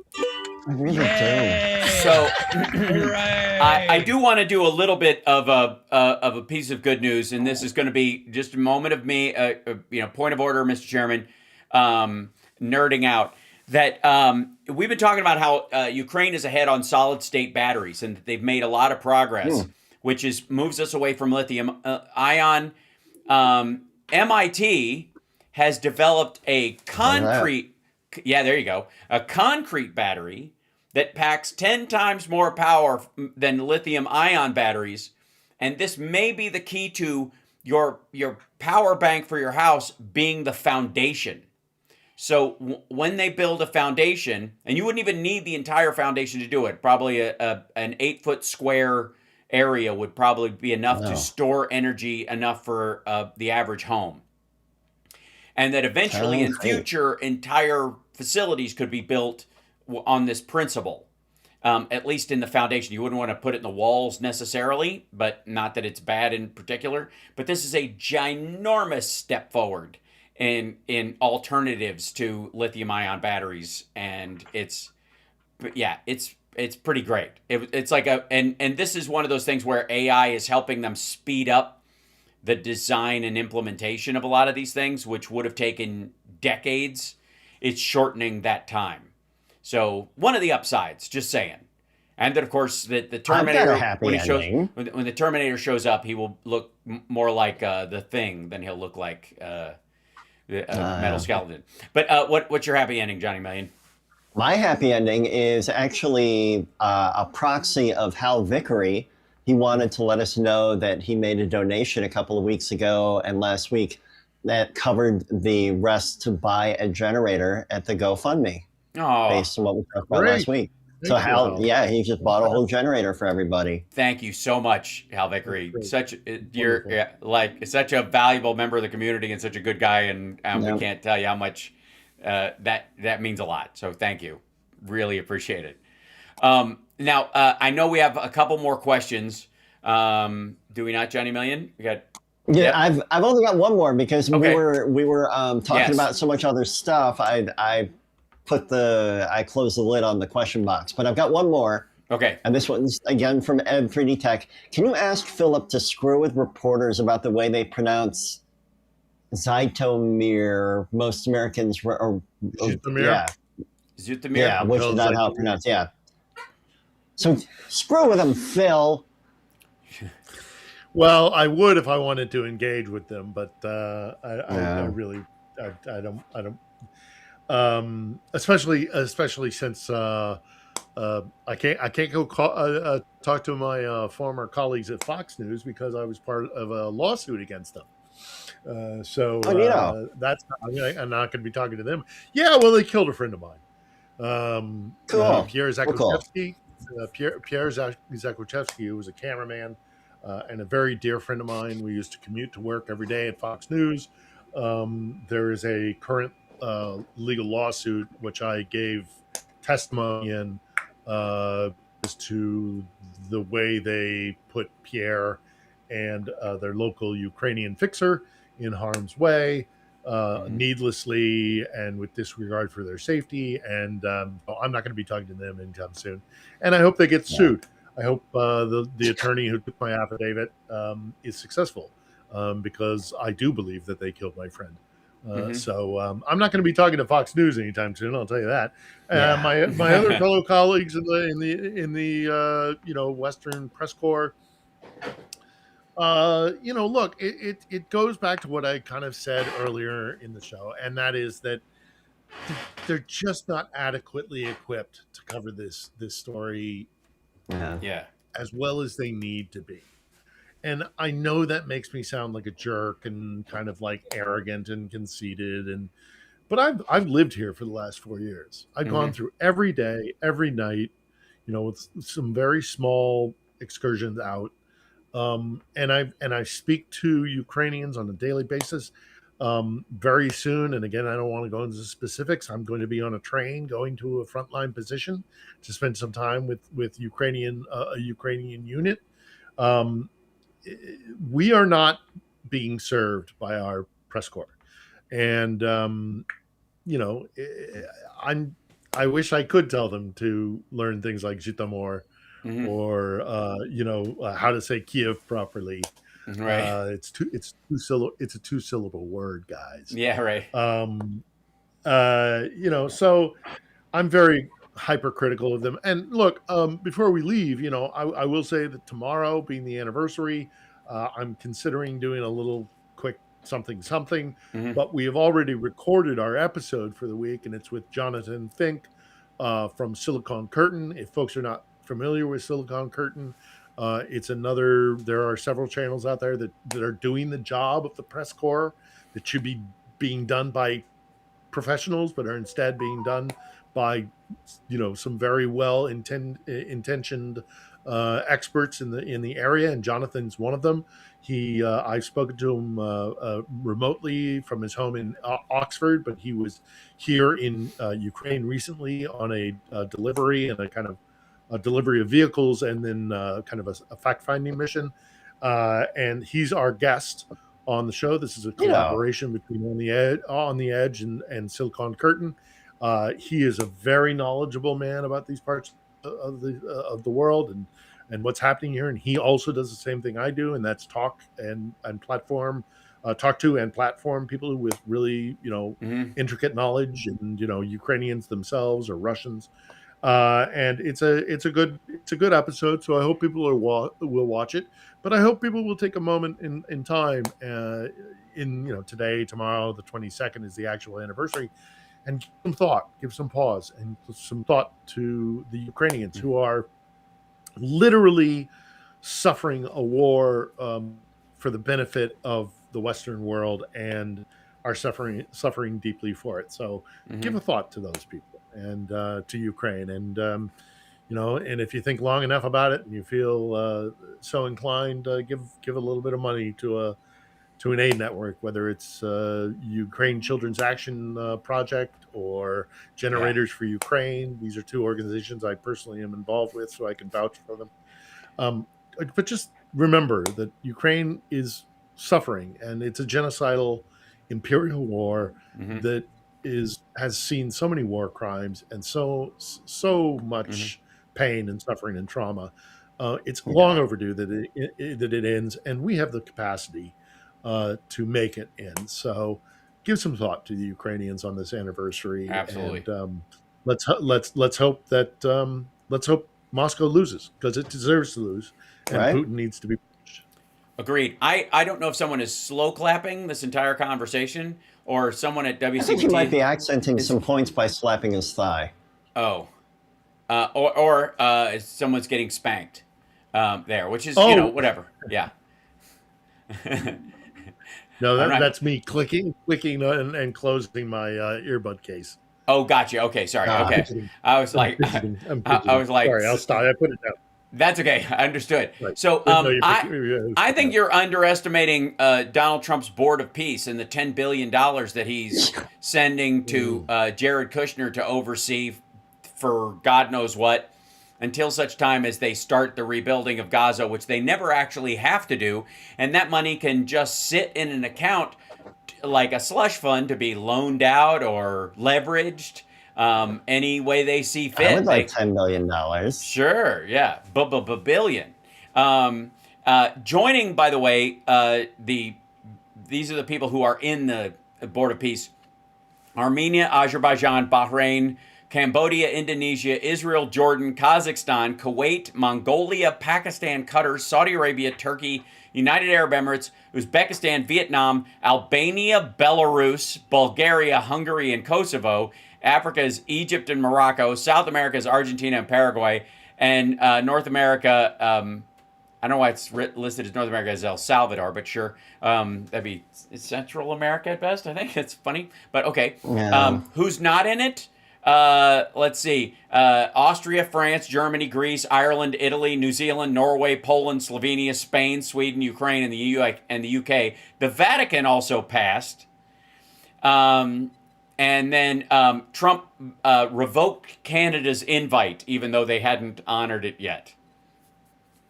And UK and France, the reason I point this out, the reason the UK and France are not joining is because Russia could be involved with the group. What a surprise that part of this secret slush fund money shuffle that's going on amongst these other countries might involve Russia as part of the, I guess, is the shell game that they're going to point this out. Trump has given invitations to China, Croatia, Cyprus, India, the EU's executive arms, and Singapore. They've all been non-committal, as it were. And other countries that haven't committed include Australia, Brazil, South Korea, Japan, and Switzerland, which Trump got mad at and threw a bunch of tariffs at, which are now deed. Trump has pushed for Russia to join, but the country has been coy and has not said. I think it's important to have everybody in. Basically, he's trying to create his own G20. That's what this is. This is his own his own G8, as it were, of people who will get together and invest money together, loaning it out and, in terms of peace. This is what he's trying to do with this organization. This is a circumventing of it. It's almost as if he's trying to regen up BRICS or something. It's absurd. It's not going anywhere. It will ultimately be a slush fund that will be shut down as soon as we have a new president. And more than likely, that $10 billion will be retracted as soon as we get the Democratic House and Senate, or as soon as somebody realizes nobody allocated that money to go out the door. Thanks so much, Philip Ittner, for joining us today. Have a great show tomorrow, and hopefully you'll live stream or something on the anniversary. We will look for it on your channel. Johnny Million, have a great live stream after the show today. We will be rating you as soon as you're off and doing that. And I thank you guys, and I will see you guys Monday for the regular shows on Hal Sparks Mega Worldwide. Infotainmentwars.com. We don't need documents. We've got everything memorized, and I will see you guys then. Tariffs! Bye. Tariffs! Awesome. Thanks, guys. I'm gonna go get ready. Okay. Have fun. Chicago. Yep. Have fun, Johnny Million. And thank you. Yeah. Is this the? And find this. All right. Thanks, Phil. I should be Appreciate back. it. I should be back from the east in time for Wednesday. So, but you can never tell when you go into those areas. Yes. So. Be very, very careful. I'll check in with us no matter what. Yeah. Okay. All right. Take care. Awesome. Absolutely. There he goes, ladies and gentlemen. Philip Ittner and our own Johnny Million. Appreciate you guys a ton. Like, subscribe, give a thumbs up, support the show, etc., etc., etc. I'm trying to. Where's this? Reload, you silly thing. Where is he? This whole Trump bubble of the. Let's see.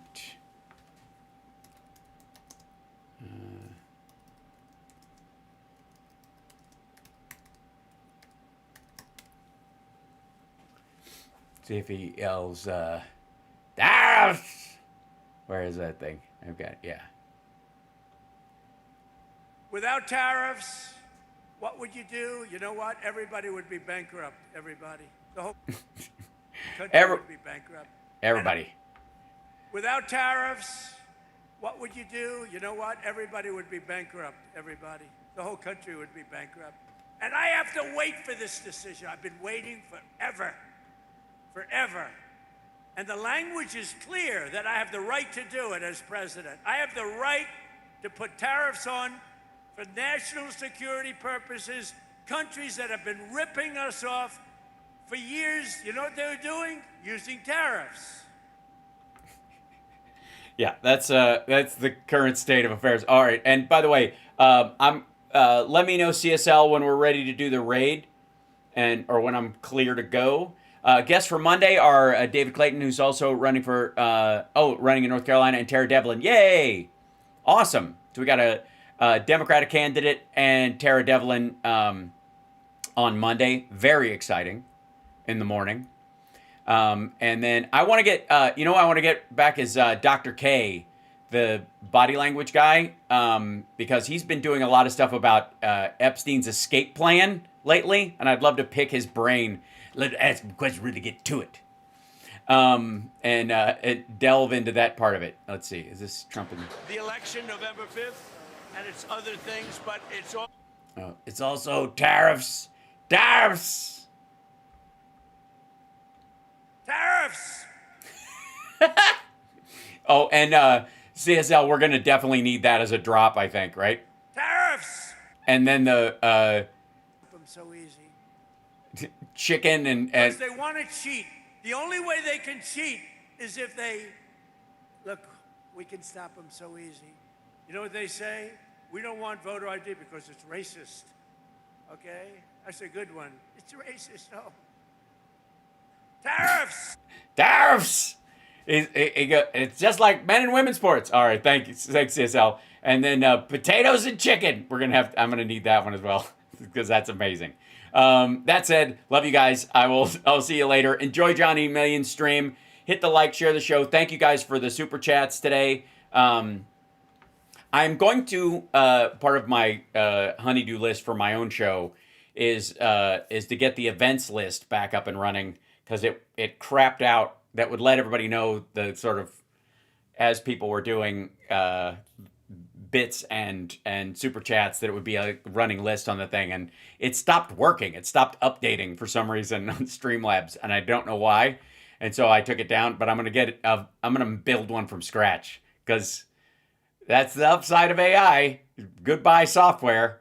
Anyway, so much love to you guys, and I will see you on Monday if I don't pop in at some other time, which is possible, increasingly possible as we go on. In the meantime, let me hit this, and I've been wanting to hear this one for a bit, so I'll just leave on this one. All right, because I got so much AI news that I wasn't able to cover on Friday. I might need to do an extra show. Crazy.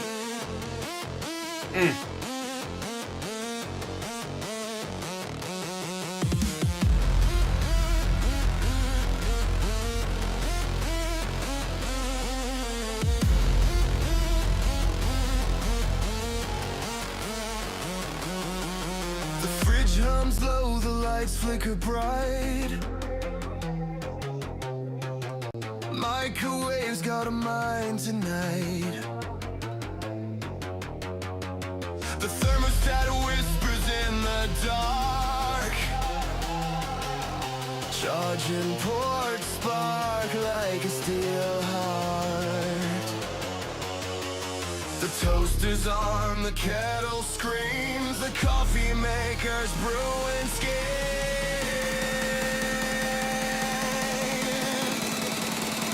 Maximum overdrive. They've come alive. Wires twist, machines won't thrive. Circuit snap, we won't survive. It's the rise of the high maximum overdrive.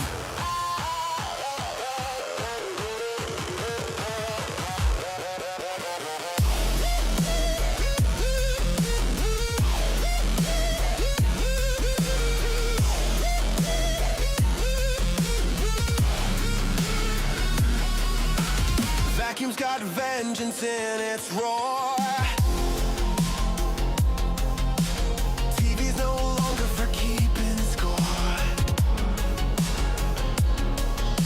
The washing machine's in a spin of rage. Blender sharp teeth escape the cage. The oven plots, the curtain shake.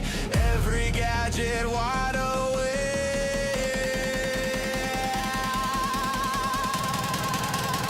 Maximum